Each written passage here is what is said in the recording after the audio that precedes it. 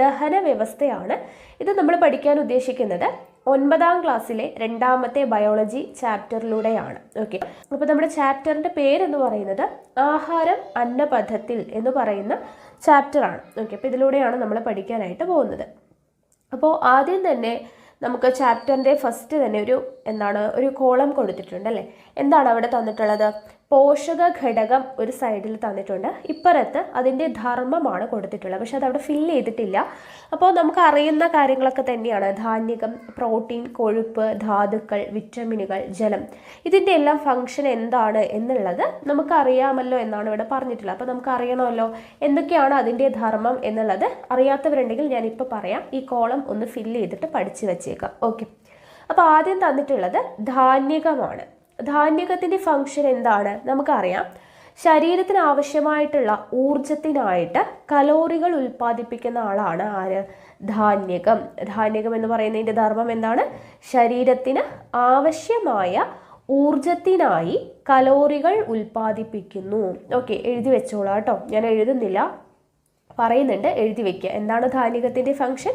ശരീരത്തിന് ആവശ്യമായ ഊർജത്തിനായി കലോറികൾ ഉൽപ്പാദിപ്പിക്കുന്നു. ഓക്കെ, എഴുതിയല്ലോ. അടുത്തത് പ്രോട്ടീൻ. പ്രോട്ടീൻ്റെ ഫംഗ്ഷൻ എന്താണ്? വളർച്ചയ്ക്ക് സഹായകമായ അമിനോ ആസിഡ് ഉൽപ്പാദിപ്പിക്കുക. നമുക്കറിയുന്നതാണ് അല്ലേ. പ്രോട്ടീൻ എന്താണ് ചെയ്യുന്നത്? അമിനോ ആസിഡ് ഉൽപ്പാദിപ്പിക്കുകയാണ് ചെയ്യുന്നത്. വളർച്ചയ്ക്ക് സഹായകമായ അമിനോ ആസിഡ് ഉൽപ്പാദിപ്പിക്കുന്നു ആര്? പ്രോട്ടീൻ. ഓക്കെ, കിട്ടിയോ? അടുത്ത ആൾ ആരാണ്? കൊഴുപ്പാണ്. നമ്മൾ ധാന്യകം പറഞ്ഞു, പ്രോട്ടീൻ പറഞ്ഞു, അടുത്ത ആൾ കൊഴുപ്പ്. കൊഴുപ്പിൻ്റെ ഫംഗ്ഷൻ എന്താണ്? ഊർജത്തിന് ആവശ്യമായ കലോറി ഉൽപ്പാദിപ്പിക്കുന്നു. അങ്ങോട്ടും ഇങ്ങോട്ടും മാറിപ്പോരുത്. ധാന്യകം എന്തായിരുന്നു? ശരീരത്തിന് ആവശ്യമായ ഊർജത്തിനായി കലോറികൾ ഉൽപ്പാദിപ്പിക്കുന്നു. ഓക്കെ, കൊഴുപ്പും എന്താണ്? ഊർജത്തിന് ആവശ്യമായിട്ടുള്ള കലോറി ഉൽപ്പാദിപ്പിക്കുന്നു. പ്രോട്ടീൻ എന്താണ്? വളർച്ചയ്ക്ക് സഹായകമായ അമിനോ ആസിഡ് ഉൽപ്പാദിപ്പിക്കുന്നു. അടുത്തത് ധാതുക്കൾ. ധാതുക്കൾ എന്താണ് ചെയ്യുന്നത്? കാൽസ്യം, പൊട്ടാസ്യം, സോഡിയം, അയൺ എന്നിവ അസ്ഥി രൂപീകരിക്കുന്നതിനും വൃക്കയുടെ പ്രവർത്തനത്തിനും രക്തരൂപീകരണത്തിനും സഹായിക്കുന്നു. അപ്പം ധാതുക്കൾ, ചില ധാതുക്കളെയാണ് ഞാൻ എടുത്തു പറഞ്ഞത്. കാൽസ്യം, പൊട്ടാസ്യം, സോഡിയം, അയൺ, ഇതെല്ലാം എന്ത് ചെയ്യുന്നുണ്ട്? അസ്ഥിയുടെ രൂപീകരണത്തിനും വൃക്കയുടെ പ്രവർത്തനത്തിനും രക്തരൂപീകരണത്തിനും സഹായിക്കുന്നുണ്ട്. ഓക്കെ, അടുത്തത് വിറ്റമിനുകളാണ്. വിറ്റമിനുകൾ നമുക്ക് അറിയുന്നതാണ് അല്ലേ. നമ്മൾ ഒത്തിരി വിറ്റമിനുകളെ കുറിച്ച് പഠിച്ചിട്ടുള്ളതാണ്. ഏതൊക്കെയാണ്? വിറ്റമിൻ എ ഉണ്ട്, ഇ ഉണ്ട്, ഡി ഉണ്ട് അല്ലേ. അപ്പോൾ അത് ഓരോന്നും നമുക്കറിയാം. വിറ്റമിൻ ഇ എന്ന് പറയുന്നത് രക്തരൂപീകരണത്തിന് സഹായിക്കുന്നുണ്ട്. വിറ്റമിൻ ഇ രക്തരൂപീകരണത്തിന് സഹായിക്കുന്നുണ്ട്. വിറ്റമിൻ ഡി എന്താണ് ചെയ്യുന്നത്? എല്ലുകളെ ബലപ്പെടുത്തുന്നുണ്ട്. വിറ്റമിൻ എ കാഴ്ചശക്തി വർദ്ധിപ്പിക്കുന്നത് വിറ്റമിൻ എ ആണ്. അപ്പോൾ വിറ്റമിനുകളെ കുറിച്ച് നമുക്ക് അറിയുന്നതാണ്. ഓക്കെ, അടുത്തത് ജലം. ജലം എന്താണ് ചെയ്യുന്നത്? രക്തരൂപീകരണത്തിനും അതുപോലെ തന്നെ ശരീര അവയവങ്ങളുടെ ശരിയായ പ്രവർത്തനത്തിനും സഹായിക്കുന്നത് ആരാണ്? ജലമാണ്. ഓക്കെ, രക്തരൂപീകരണത്തിനും ശരീര അവയവങ്ങളുടെ ശരിയായ പ്രവർത്തനത്തിനും സഹായിക്കുന്നത് ജലമാണ്. അപ്പോൾ ഇവിടെ തന്നിട്ടുള്ള ഓരോ പോഷക ഘടകങ്ങളും അതിൻ്റെ ധർമ്മവും ഞാൻ പറഞ്ഞു കഴിഞ്ഞു. അപ്പോൾ ആ കോളം നിങ്ങൾ ഫില്ല് ചെയ്തിട്ട് അത് വെച്ച് പഠിച്ചേക്കുക. ഓക്കെ, ഇനി നമ്മളിപ്പോൾ ഇവിടെ പഠിക്കാൻ പോകുന്ന എന്തിനെ കുറിച്ചാണ്? ദഹന വ്യവസ്ഥയെക്കുറിച്ചാണ് അല്ലേ. അപ്പോൾ എന്താണ് ദഹനം എന്ന് നമുക്ക് അറിയണം. എന്താണ് ദഹനം? സങ്കീർണമായ ആഹാര പദാർത്ഥങ്ങളെ ആഗിരണത്തിന് ഉതകുന്ന തരത്തിൽ ലഘു ഘടകങ്ങളാക്കി മാറ്റുന്ന പ്രക്രിയയാണ് ദഹനം എന്ന് പറയുന്നത്. ഓക്കെ, നമുക്കറിയാം ഡൈജഷൻ അല്ലെങ്കിൽ ദഹനം എന്ന് പറയുന്നത് എന്താണ്? സങ്കീർണമായിട്ടുള്ള ആഹാര പദാർത്ഥങ്ങളെ ആഗിരണത്തിന് ഉതകുന്ന തരത്തിൽ ലഘു ഘടകങ്ങളാക്കി മാറ്റുന്ന പ്രക്രിയയാണ് എന്ത്? ദഹനം എന്ന് പറയുന്നത്. ഓക്കെ, അപ്പോൾ ദഹനം എന്താണ് എന്നുള്ളതിൻ്റെ ഡെഫിനിഷൻ കിട്ടി. ഇനി ദഹന വ്യവസ്ഥയുടെ ഭാഗങ്ങൾ തിരിച്ചറിയുക എന്ന് പറഞ്ഞ് ഇവിടെ ഒരു ചിത്രം കൊടുത്തിട്ടുണ്ട് അല്ലേ. അപ്പോൾ നമുക്ക് ഒന്ന് അടയാളപ്പെടുത്തി നോക്കാം. ദഹന വ്യവസ്ഥയുടെ ഭാഗങ്ങളാണ് ഇവിടെ കൊടുത്തിട്ടുള്ളത്. ആദ്യം കാണുന്ന ഭാഗം ഏതാണ്? നമുക്കറിയാം അല്ലേ. ആദ്യം കാണുന്നത് വായയാണ് അല്ലേ. നമ്മുടെ വായയാണ് ആദ്യം കാണുന്നത്. അപ്പോൾ ദഹന വ്യവസ്ഥയുടെ ആരംഭം അല്ലെങ്കിൽ എവിടെ നിന്നാണ്? ആദ്യത്തെ ഭാഗം ഏതാണ്? വായയാണ്. നമ്മുടെ വായയാണ് ദഹന വ്യവസ്ഥയുടെ ആദ്യ ഭാഗം ഇവിടെ കൊടുത്തിട്ടുള്ളത്. ആദ്യം വായ. അടുത്തത് ദേ കാണുന്ന ഈ കുഴലാണ് അല്ലേ. ഇത് എന്താണ്? അന്നനാളമാണ് അല്ലേ. വായു കഴിഞ്ഞാൽ അടുത്ത ഭാഗം ഏതാണ്? അന്നനാളം. ഇത് എഴുതി വെക്കുക കേട്ടോ, നിങ്ങൾ അടയാളപ്പെടുത്തി ചിത്രം വരച്ച് പഠിക്കുക. നമ്മൾ എന്താണ് ദഹന വ്യവസ്ഥയുടെ ക്ലാസ്സിൽ നമ്മൾ കറക്റ്റായിട്ട് പറഞ്ഞിട്ടുണ്ട് ഡീറ്റെയിൽഡ് ആയിട്ട്. അപ്പോൾ ഈ ചിത്രം ഒന്ന് മനസ്സിൽ വെച്ചിട്ട് അത് പഠിക്കുകയാണെങ്കിൽ കുറച്ചുകൂടെ ഈസി ആയിരിക്കും. അപ്പോൾ ആദ്യം നമ്മൾ ആഹാരം വായിലാണ് വെച്ച് കഴിക്കുന്നത്. അപ്പോൾ വായാണ് തുടങ്ങുന്നത്, ദെൻ അന്നനാളം. അടുത്ത ഭാഗം ഏതാണ് നോക്കിക്കേ, ആമാശയമാണ്. ഈ കാണുന്ന ഭാഗം ഏതാണ്? ആമാശയം. അപ്പോൾ ദഹന വ്യവസ്ഥയിൽ വരുന്ന പാർട്ടുകളാണ് നമ്മൾ പറയുന്നത്. അപ്പോൾ ഓരോന്നും ഓർഡറിൽ തന്നെ പഠിക്കുക. വായ, അന്നനാളം, ആമാശയം. ദെൻ കാണുന്നത് എന്താണ്? ഈ അകത്ത് കാണുന്നത് ചെറുകുടലാണ്. ഓക്കെ, എന്താണ്? ചെറുകുടൽ. ഓക്കെ, ചെറുകുടൽ.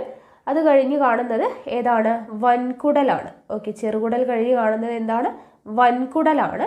ദെൻ അത് ലാസ്റ്റ് കാണപ്പെടുന്ന ഭാഗം ഏതാണ്? മലദ്വാരമാണ് അല്ലെ, മലദ്വാരമാണ്. അപ്പോൾ ദഹനവ്യവസ്ഥയുടെ ചിത്രം കംപ്ലീറ്റ് ആക്കിയിട്ടുണ്ട് നമ്മൾ. ഏതൊക്കെയാണ് ദഹനവ്യവസ്ഥയുടെ പ്രധാനപ്പെട്ട ഭാഗങ്ങൾ? വായ, അന്നനാളം, ആമാശയം, ചെറുകുടൽ, വൻകുടൽ. ഇത്രയാണ് ദഹനവ്യവസ്ഥയുടെ പ്രധാനപ്പെട്ട ഭാഗങ്ങൾ. ഇവിടെ മലദ്വാരവും കൂടെ കൊടുത്തിട്ടുണ്ട്, നമ്മൾ അടയാളപ്പെടുത്തിയിട്ടുണ്ട്. ഓക്കെ, അപ്പോൾ ഇത്രയും കിട്ടി. മനുഷ്യൻ്റെ ദഹനവ്യവസ്ഥയുടെ ഭാഗങ്ങൾ ഏതൊക്കെയാണ് എന്നുള്ളത് കിട്ടി. ഓക്കെ, ഇനി ആഹാരം വായ്ക്കുള്ളിൽ. അപ്പോൾ ആദ്യത്തെ ഭാഗം ദഹനവ്യവസ്ഥയുടെ ഫസ്റ്റ് സ്റ്റെപ്പ് വായിൽ വെച്ചിട്ടാണ് നടക്കുന്നത്. അപ്പോൾ വായിൽ വെച്ചിട്ട് എന്തൊക്കെയാണ് നടക്കുന്നത് എന്നുള്ളതാണ് നമ്മൾ ഇനി പഠിക്കാൻ വേണ്ടി പോകുന്നത്. ഓക്കെ, അപ്പോൾ ആദ്യം ചെയ്യുന്നത് എന്താണ്? വായ നമ്മുടെ ആഹാരം സ്വീകരിക്കുന്നു അല്ലേ. വായിൽ വെച്ച ആഹാരത്തിന് എന്തൊക്കെ മാറ്റങ്ങളാണ് സംഭവിക്കുന്നത് എന്ന് പറഞ്ഞിട്ട് ഇവിടെ കൊടുത്തിട്ടുണ്ട്. അതാണ് നമ്മളിനി പഠിക്കാൻ പോകുന്നത്. അപ്പോൾ വായിൽ വെച്ചിട്ട് ആഹാരത്തിന് സംഭവിക്കുന്നത് എന്തൊക്കെയാണ്? നമ്മൾ ആദ്യം ആഹാരം വായയിൽ വെച്ചിട്ട് സ്വീകരിക്കുന്നു അല്ലേ. ഇനി ആഹാരപദാർത്ഥങ്ങളുടെ ദഹനം ആരംഭിക്കുന്നത് എവിടെ വെച്ചിട്ടാണ്? വായിൽ വെച്ചിട്ടാണ് അല്ലേ. ദഹനം ആരംഭിക്കുന്നത് വായിൽ വെച്ചിട്ടാണ്. അപ്പോൾ അത്രയും കിട്ടി. ഇനി ഉമിനീരുമായി കലരുന്നു എന്ന് പറഞ്ഞ് കൊടുത്തിട്ടുണ്ട്. നോക്കുക, അപ്പോൾ അതുമായിട്ട് ബന്ധപ്പെട്ട കുറച്ച് കാര്യങ്ങൾ നമുക്ക് പഠിക്കാനുണ്ട്. അതിനു മുന്നേ ഇവിടെ വായിലുള്ള പല്ലുകൾ അല്ലേ, പല്ലുകൾ വെച്ചിട്ടാണ് നമ്മൾ എന്ത് ചെയ്യുക? ഭക്ഷണം ചവച്ചരയ്ക്കുന്നത് അല്ലേ. ആഹാരം നന്നായിട്ട് ചവച്ചരച്ചിട്ടാണ് നമ്മൾ കഴിക്കുന്നത്. അപ്പോൾ ചവച്ചരയ്ക്കാനുള്ള നമ്മളെ സഹായിക്കുന്നത് ആരാണ്? പല്ലുകളാണ് അല്ലേ. അപ്പോൾ ആ പല്ലുകളെ കുറിച്ച് ഇവിടെ ഒരു ചിത്രം കൊടുത്തിട്ടുണ്ട്. അത് നമുക്ക് പൂർത്തിയാക്കാൻ വേണ്ടി കൊടുത്തിട്ടുള്ളതാണ്. ആദ്യം ഉളിപ്പല്ല് തന്നിട്ടുണ്ട്. ആഹാരം കടിച്ചു മുറിക്കുന്നതിന് സഹായിക്കുന്ന ആളാണ് ഉളിപ്പല്ല് എന്ന് കൊടുത്തിട്ടുണ്ട് അല്ലേ. ഇനി അടുത്ത പല്ലുകൾ ആരൊക്കെയാണ്? കോമ്പല്ല് കൊടുത്തിട്ടുണ്ട്. കോമ്പല്ല് എന്തിനാണ് ചെയ്യുന്നത്? ആഹാരം എന്തിനു വേണ്ടിയിട്ടാണ്? കടിച്ച് കീറാനായിട്ട് അല്ലേ. ആഹാരം കടിച്ച് കീറാനായിട്ട് സഹായിക്കുന്നതാണ് കോമ്പല്ല്. ഉളിപ്പല്ല് ആഹാരം കടിച്ചു മുറിക്കുന്നതിന്, കോമ്പല്ല് ആഹാരം കടിച്ച് കീറാനായിട്ട് സഹായിക്കുന്നു. ദെൻ അഗ്രചർവണവും ചർവണകവും അതെന്തിനാണ് സഹായിക്കുന്നത്? ആഹാരം ചവച്ചരയ്ക്കാനായിട്ട് സഹായിക്കുന്നതാണ്. നമുക്കറിയുന്ന കാര്യങ്ങളാണ്, ഇതെല്ലാം നമ്മൾ പഠിച്ചിട്ടുള്ളതാണ്. അപ്പോൾ ഈ പല്ലിൻ്റെ ജസ്റ്റ് പേരുകളും അതിൻ്റെ ഫംഗ്ഷനും ഒന്ന് പഠിച്ച് വച്ചേക്കാം. ഇനി പല്ലിനെ കുറിച്ചിട്ട് കുറച്ച് കാര്യങ്ങൾ ഇവിടെ കൊടുത്തിട്ടുണ്ട്, അതും കൂടെ നിങ്ങൾ പഠിക്കുക കേട്ടോ. കാരണം നമ്മുടെ ആദ്യത്തെ ദഹനവ്യവസ്ഥയിൽ ആദ്യം വരുന്ന വായിൽ വെച്ച് നടക്കുന്ന ഒരു പ്രോസസ്സാണ് ഭക്ഷണം ചവച്ചരയ്ക്കുക എന്നുള്ളത് അല്ലേ. പല്ല് കൊണ്ടാണ് നമ്മൾ ചവച്ചരയ്ക്കുന്നത്. അപ്പോൾ പല്ലിനെ കുറിച്ച് കുറച്ച് കാര്യങ്ങൾ ഇവിടെ പഠിച്ചു വെക്കാനുണ്ട്. അടുത്തത് നോക്കുക, ഇവിടെ പല്ലിൻ്റെ ഭാഗങ്ങൾ കൊടുത്തിട്ടുണ്ട്. ആദ്യം കാണുന്ന ഭാഗം ഇനാമൽ എന്ന് കൊടുത്തിട്ടുണ്ട്. ഇനാമൽ എന്ന് പറയുന്നത് വെള്ള നിറത്തിലാണ് കാണപ്പെടുന്നത്. കടുപ്പമേറിയ ഭാഗമാണ്, നിർജീവമാണ് അല്ലേ. വെള്ള നിറമാണ്, കടുപ്പമേറിയ ഭാഗമാണ്, നിർജീവമാണ്. അത് ഇനാമലിനെ കുറിച്ച് പഠിച്ചു വെക്കാം. അടുത്ത ഭാഗം നോക്കുക, ഡെൻറ്റൈൻ. പല്ലിൻ്റെ അടുത്ത ഭാഗമാണ്. യെല്ലോയിഷ് കളറിൽ ഇങ്ങനെ കാണുന്നില്ലേ, അതാണ് ഡെൻറ്റൈൻ. ഡെൻറ്റൈൻ പല്ല് നിർമ്മിച്ചിരിക്കുന്ന ജീവനുള്ള കല ഏത് എന്ന് ചോദിച്ചാൽ ഏതാണ്? ഡെൻറ്റൈൻ ആണ്. ഓക്കെ, പല്ല് നിർമ്മിച്ചിരിക്കുന്ന ജീവനുള്ള കലയാണ് എന്ത്? ഡെൻറ്റൈൻ എന്ന് പറയുന്നത്.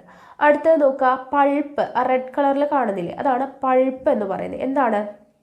പൾപ്പ് ക്യാവിറ്റിയിൽ കാണുന്ന മൃദുവായ യോജക കല, രക്തക്കുഴലുകളും ലിംഫ് വാഹികളും നാഡീതന്തുക്കളും കാണപ്പെടുന്നു. ഓക്കെ, പൾപ്പ് ക്യാവിറ്റിയിൽ കാണപ്പെടുന്ന മൃദുവായ യോജക കല, രക്തക്കുഴലുകളും ലിംഫ് വാഹികളും നാഡീതന്തുക്കളും കാണപ്പെടുന്നു. അടുത്തത് സിമൻറ്റം എപ്പോഴും ചോദിക്കുന്നതാണ്. എന്താണ് സിമൻറ്റം? ഇവിടെ ഔട്ടറായിട്ട് കാണുന്ന ഒരു റെഡ് കളറിൽ കാണുന്നുണ്ട് അല്ലേ, അതാണ് എന്ത്? സിമൻറ്റം എന്ന് പറയുന്നത് മോണയിലെ കുഴികളിൽ പല്ലിനെ ഉറപ്പിച്ചു നിർത്തുന്ന കാൽസ്യം അടങ്ങിയിട്ടുള്ള യോജക കലയാണ്. അപ്പോൾ മോണയിലെ കുഴികളിൽ പല്ലിനെ ഉറപ്പിച്ചു നിർത്തുന്നത് ആരാണ്? സിമന്റമാണ്. നമ്മളിത് ഒരു കോഡൊക്കെ വെച്ച് പഠിച്ചിട്ടുണ്ടായിരുന്നല്ലേ. എന്താണ്, നമ്മളൊരു വീടൊക്കെ കെട്ടുന്ന സമയത്ത് രണ്ട് കല്ലുകളെ തമ്മിൽ കണക്ട് ചെയ്ത് ഉറപ്പിച്ച് നിർത്താൻ വേണ്ടി നമ്മൾ സിമെന്റ് ഉപയോഗിക്കും അല്ലേ. ഇടയ്ക്ക് സിമെന്റ് ഇടും രണ്ട് കല്ലിൻ്റെ ഇടയ്ക്ക്. അപ്പോൾ അതുപോലെ തന്നെ പല്ലിനെ ഉറപ്പിച്ച് നിർത്താൻ വേണ്ടിയിട്ട് സിമെന്റ് ഇടുക എന്ന് ഓർത്തു കഴിഞ്ഞാൽ സിമന്റം എന്ന് നമുക്ക് കിട്ടിക്കോളും. ഓക്കെ, അപ്പോൾ ഇത്രയും കിട്ടിയല്ലോ. പല്ലിൻ്റെ ഓരോ പാർട്ടും അതിൻ്റെ ഫങ്ഷനും എന്താണ് എന്നുള്ളത് പഠിച്ചു വെച്ചേക്കാം. ഓക്കെ, അപ്പോൾ ഇവിടെ നോക്കുക, നമ്മൾ വീണ്ടും ദഹനവ്യവസ്ഥയിലോട്ട് വരികയാണ്. ദഹനവ്യവസ്ഥയുടെ ഭാഗമാണ് എന്ത്, നമ്മുടെ പല്ല് എന്ന് പറയുന്നത്. സോ അത് പഠിച്ചു വെക്കുക. ഇനി ആഹാര പദാർത്ഥങ്ങളെ ചെറുകണികകളാക്കുന്നതിൽ പല്ലുകളുടെ ഘടന നമ്മളിപ്പോൾ പഠിച്ചു. ഓക്കെ, ഭക്ഷണ പദാർത്ഥങ്ങളെ ഉമിനീരുമായി കൂട്ടിക്കലർത്തുന്നതും പല്ലുകൾക്ക് ചവച്ചരയ്ക്കുന്നതിന് വേണ്ട സഹായം ചെയ്യുന്നതും നാക്കാണ്. അപ്പം നമ്മുടെ ദഹന വ്യവസ്ഥയിൽ വായിൽ വരുന്ന ഭാഗങ്ങളാണ് നമ്മൾ പറയുന്നത്. അപ്പോൾ വായിലാണ് നമ്മൾ ആഹാരം സ്വീകരിച്ചു, ആ ആഹാരത്തെ പല്ലുകൾ ഉപയോഗിച്ച് ചവച്ചരച്ചു. പിന്നെ നമ്മുടെ നാക്ക് എന്തിനാണ് അവിടെ ഹെൽപ്പ് ചെയ്യുന്നത്? ഭക്ഷണ പദാർത്ഥങ്ങളെ ഉമിനീരുമായിട്ട് കൂട്ടിക്കലർത്തുന്നതും പല്ലുകൾക്ക് ചവച്ചരയ്ക്കുന്നതിന് വേണ്ട സഹായം ചെയ്യുന്നത് ആരാണ്? നാക്കാണ്. കൂടാതെ രുചി അറിയാൻ നാക്കിലെ സ്വാദുമുകുളങ്ങൾ സഹായിക്കുന്നു അല്ലെ. രുചി അറിയാനായിട്ട് നമ്മളെ സഹായിക്കുന്ന ആരാണ്? നാവിലെ സ്വാദ് മുകുളങ്ങളാണ്. അത്രയും കാര്യങ്ങൾ അവിടെ കിട്ടുക. ഓക്കെ ആണല്ലോ. അപ്പം അത്രയും വായിച്ചു വയ്ക്കുക. ഇനി നമുക്ക് എന്താണ് ഉമിനീരും ദഹനവും. ഓക്കെ, വായിക്കകത്തുള്ള ഉമിനീരിനെ കുറിച്ചാണ് നമുക്ക് പഠിക്കാനുള്ളത്. അപ്പോൾ ഉമിനീരെന്ന് പറയുന്നത് ഇവിടെ നോക്കുക, 3 ജോഡി ഉമിനീർ ഗ്രന്ഥികളാണ് വായിലുള്ളത്. ഓക്കെ, നമ്മുടെ മനുഷ്യരുടെ വായിലുള്ള ഉമിനീർ ഗ്രന്ഥികൾ എത്ര എണ്ണം ഉണ്ട്? 3 ജോഡിയാണ് ഉള്ളത്. ഓക്കെ, ഉമിനീർ ഗ്രന്ഥികളിൽ നിന്ന് സ്രവിക്കുന്ന ഉമിനീരിൽ സലൈവറി അമിലേസ്, ലൈസോസൈം എന്നീ രാസാഗ്നികളും ശേഷ്മവും അടങ്ങിയിട്ടുണ്ട്. ഓക്കെ, എന്തൊക്കെയാണ്? ഉമിനീർ ഗ്രന്ഥികളിൽ നിന്ന് സ്രവിക്കുന്ന ഉമിനീരിൽ സലൈവറി അമിലേസും അതുപോലെ തന്നെ ലൈസോസൈം എന്ന് പറയുന്ന രാസാഗ്നികളും ശ്ലേഷ്മവും അടങ്ങിയിട്ടുണ്ട്. ഓർത്തിരിക്കട്ടെ, ഇമ്പോർട്ടൻ്റ് ആണ്. സലൈവറി അമിലേസ് ഉണ്ട്, അതുപോലെ തന്നെ എന്തുണ്ട്? ശ്ലേഷ്മവും അടങ്ങിയിരിക്കുന്നു. ഭക്ഷണത്തെ വിഴുങ്ങാൻ പാകത്തിൽ വഴുവഴുപ്പുള്ളതാക്കുന്നത് ശ്ലേഷ്മമാണ്. നമുക്ക് ചവച്ചരച്ചിട്ട് ഒരു കുഴമ്പ് രൂപത്തിൽ, ഒരു വഴുവഴുപ്പുള്ള കുഴമ്പ് രൂപത്തിലാക്കുന്നത് എന്താണ്? ശ്ലേഷ്മമാണ്. ഓക്കെ, ഭക്ഷണത്തിലൂടെ പ്രവേശിക്കുന്ന രോഗാണുക്കളെ ഒരു പരിധി വരെ നശിപ്പിക്കുന്നതിന് ലൈസോസൈം സഹായിക്കുന്നു. ഓക്കെ, അപ്പോൾ ഉമിനീർ ഗ്രന്ഥികളിൽ എന്താണ് ഉള്ളത്? ഏതൊക്കെയാണ്? ഉമിനീരിലുള്ളത് ഏതൊക്കെയാണ്? സലൈവറി അമിലേസ്, അതുപോലെ തന്നെ ലൈസോസൈം, അതുപോലെ ശ്ലേഷ്മം എന്ന് പറയുന്നത് അടങ്ങിയിട്ടുണ്ട്. ഓക്കെ, അപ്പോൾ അതിലെ ശ്ലേഷ്മം എന്തിനാണ് സഹായിക്കുന്നത്?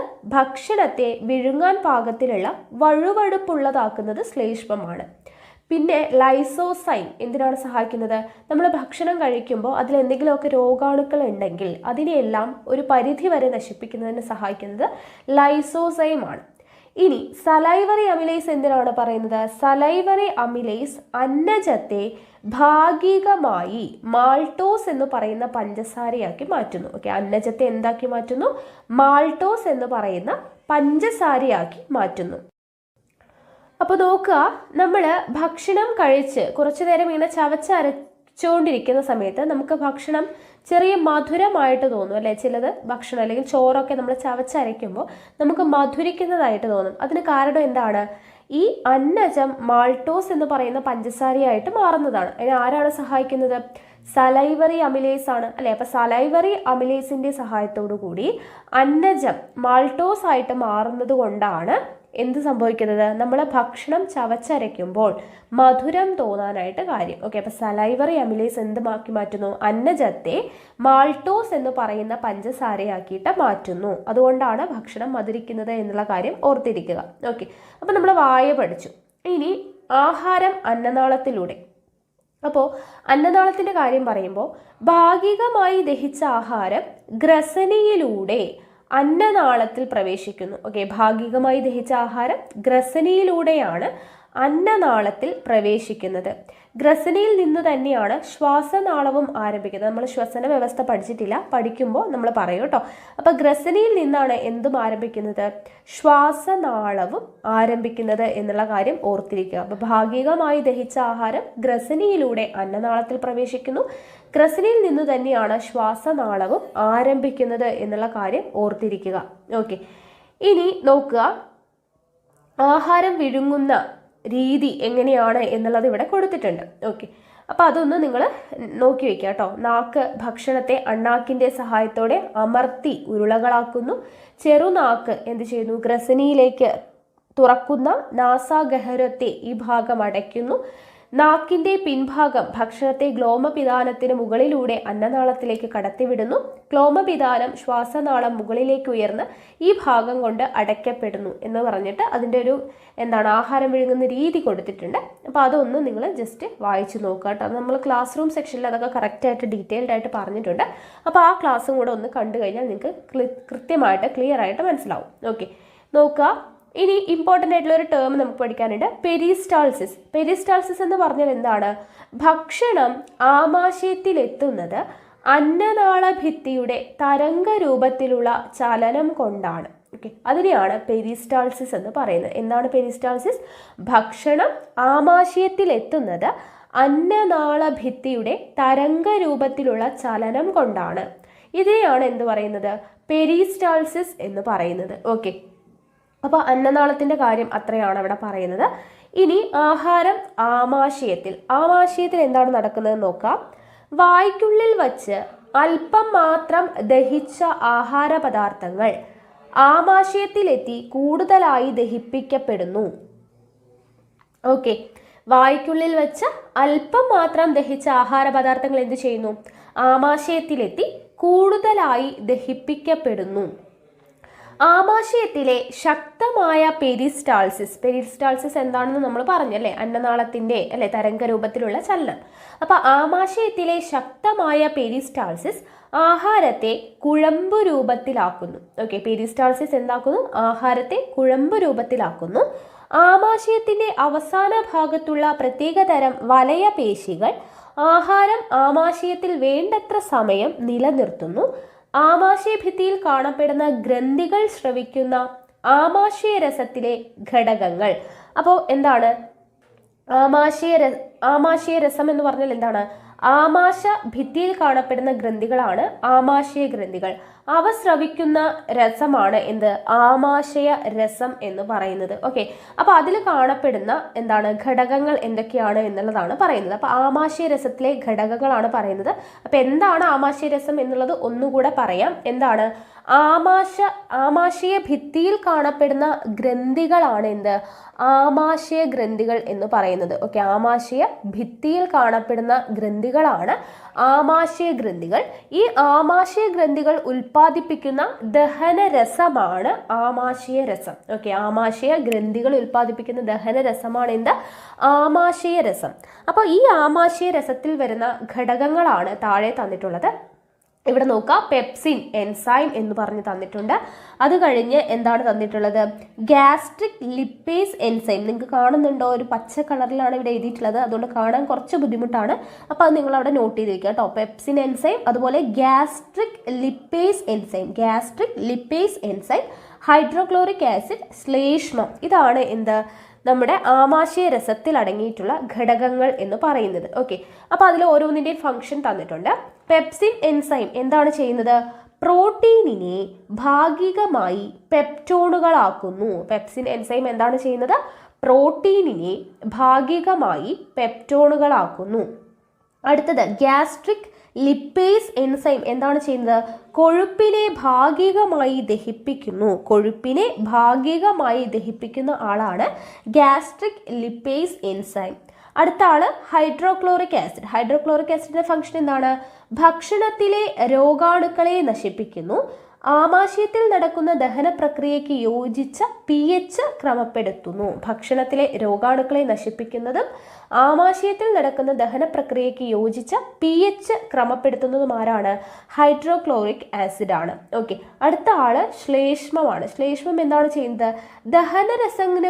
ദഹനരസങ്ങളുടെ പ്രവർത്തനങ്ങളിൽ നിന്ന് ആമാശയ ഭിത്തിയെ സംരക്ഷിക്കുന്നത് ആരാണ്? ശ്ലേഷ്മമാണ്. ഓക്കെ, ദഹനരസങ്ങളുടെ പ്രവർത്തനങ്ങളിൽ നിന്ന് ആമാശയ ഭിത്തിയെ സംരക്ഷിക്കുന്നത് ശ്ലേഷ്മമാണ്. അപ്പോൾ ആമാശയ രസങ്ങളിലെ ഘടകങ്ങൾ ഏതൊക്കെയാണ് എന്നുള്ളത് ഇമ്പോർട്ടൻ്റ് ആയിട്ട് നോട്ട് ചെയ്തിരിക്കുക. അതിൻ്റെ ഫംഗ്ഷനും കൂടെ പഠിച്ചു വെച്ചേക്കുക. ഓക്കെ, ഇനി ഇവിടെ നമുക്കൊരു കോളം തന്നിട്ടുണ്ട്, ശരീരത്തിലെ ആസിഡ് ഫാക്ടറി എന്ന് പറഞ്ഞിട്ട് അത് നോക്കാം. ആമാശയ ഭിത്തിയിലെ ഓക്സിൻറ്റിക് കോശങ്ങളാണ് ആമാശയ രസത്തിലെ പ്രധാന ഘടകങ്ങളായിട്ടുള്ള ഹൈഡ്രോക്ലോറിക് ആസിഡ് നിർമ്മിക്കുന്നത്. ഹൈഡ്രോക്ലോറിക് ആസിഡ് നിർമ്മിക്കുന്ന ആരാണെന്നാണ് പറയുന്നത്? ആമാശയ ഭിത്തിയിലെ ഓക്സിൻറ്റിക്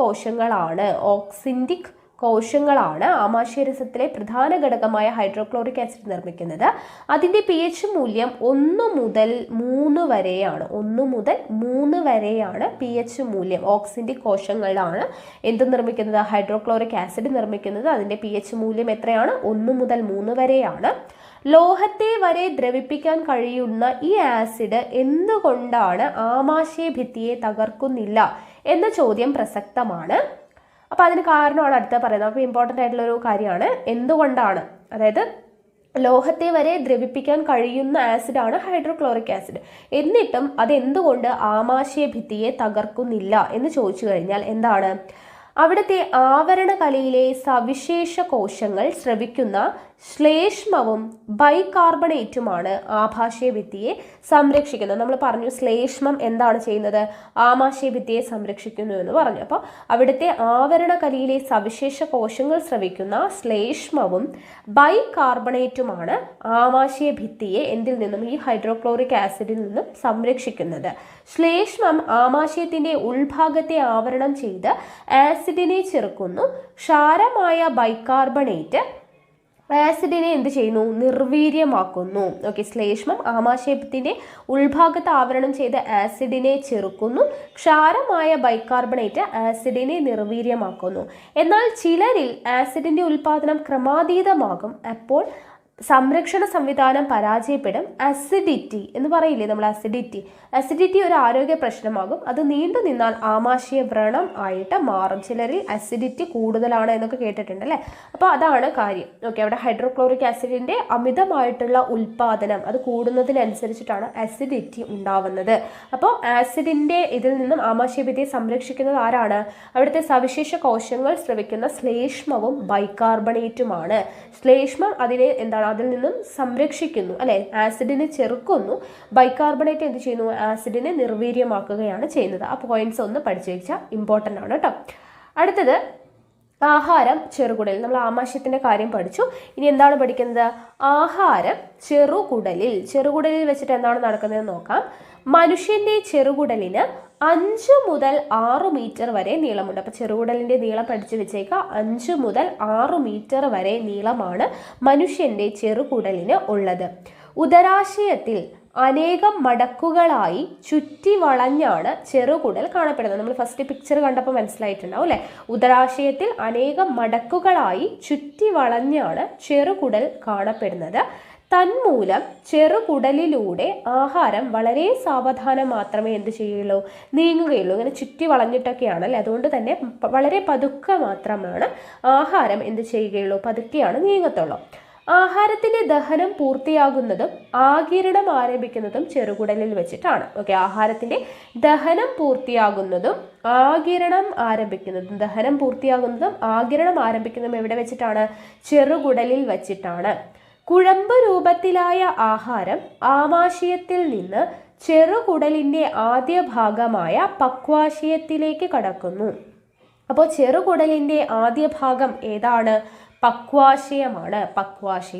അപ്പോൾ ചെറുകുടലിൻ്റെ ആദ്യ ഭാഗമായ പക്വാശയത്തിലേക്കാണ് കുഴമ്പ് രൂപത്തിലായ ആഹാരം ആമാശയത്തിൽ നിന്നും ആദ്യം കടക്കുന്നത്, പക്വാശയത്തിലേക്ക്.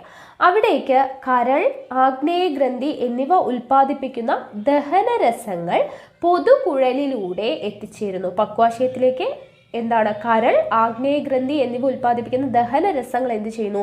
പൊതുകുഴലിലൂടെ പക്വാശയത്തിലേക്ക് എത്തിച്ചേരുന്നു. ഓക്കെ, അവയിലെ എൻസൈമുകൾ ഭാഗികമായി ദഹിച്ച ആഹാര ഘടകങ്ങളിൽ പ്രവർത്തിച്ച് ദഹന പ്രക്രിയയ്ക്ക് ആക്കം കൂട്ടുന്നു എന്നാണ് പറയുന്നത്. ഓക്കെ, അപ്പം എന്താണ് ചെറുകുടലിൽ വെച്ച് നടക്കുന്നത് എന്നുള്ള കാര്യം ഓർത്തിരിക്കുക. ചെറുകുടലിൻ്റെ നീളം ഓർത്തിരിക്കുക.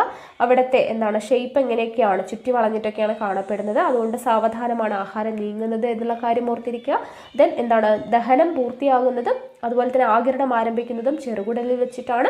അതുപോലെ കുഴമ്പ് രൂപത്തിലായിട്ടുള്ള ആഹാരം ആദ്യം എത്തുന്നത് ചെറുകുടലിൻ്റെ ആദ്യ ഭാഗമായിട്ടുള്ള പക്വാശയത്തിലേക്കാണ് എന്നുള്ളത് ഓർത്തിരിക്കുക. ഓക്കെ, ഇനി ഇവിടെ നോക്കാം, കരളിനെ കുറിച്ചും ആഗ്നേയ ഗ്രന്ഥിയെക്കുറിച്ചും നമുക്ക് പഠിക്കാനുണ്ട്. ഓക്കെ, അപ്പോൾ എന്താണ് കരൾ? കരൾ ഉൽപ്പാദിപ്പിക്കുന്ന പിത്തരസത്തിൽ എൻസൈമുകളില്ല. കരൾ ഉൽപ്പാദിപ്പിക്കുന്ന പിത്തരസത്തിൽ എൻസൈമുകളില്ല.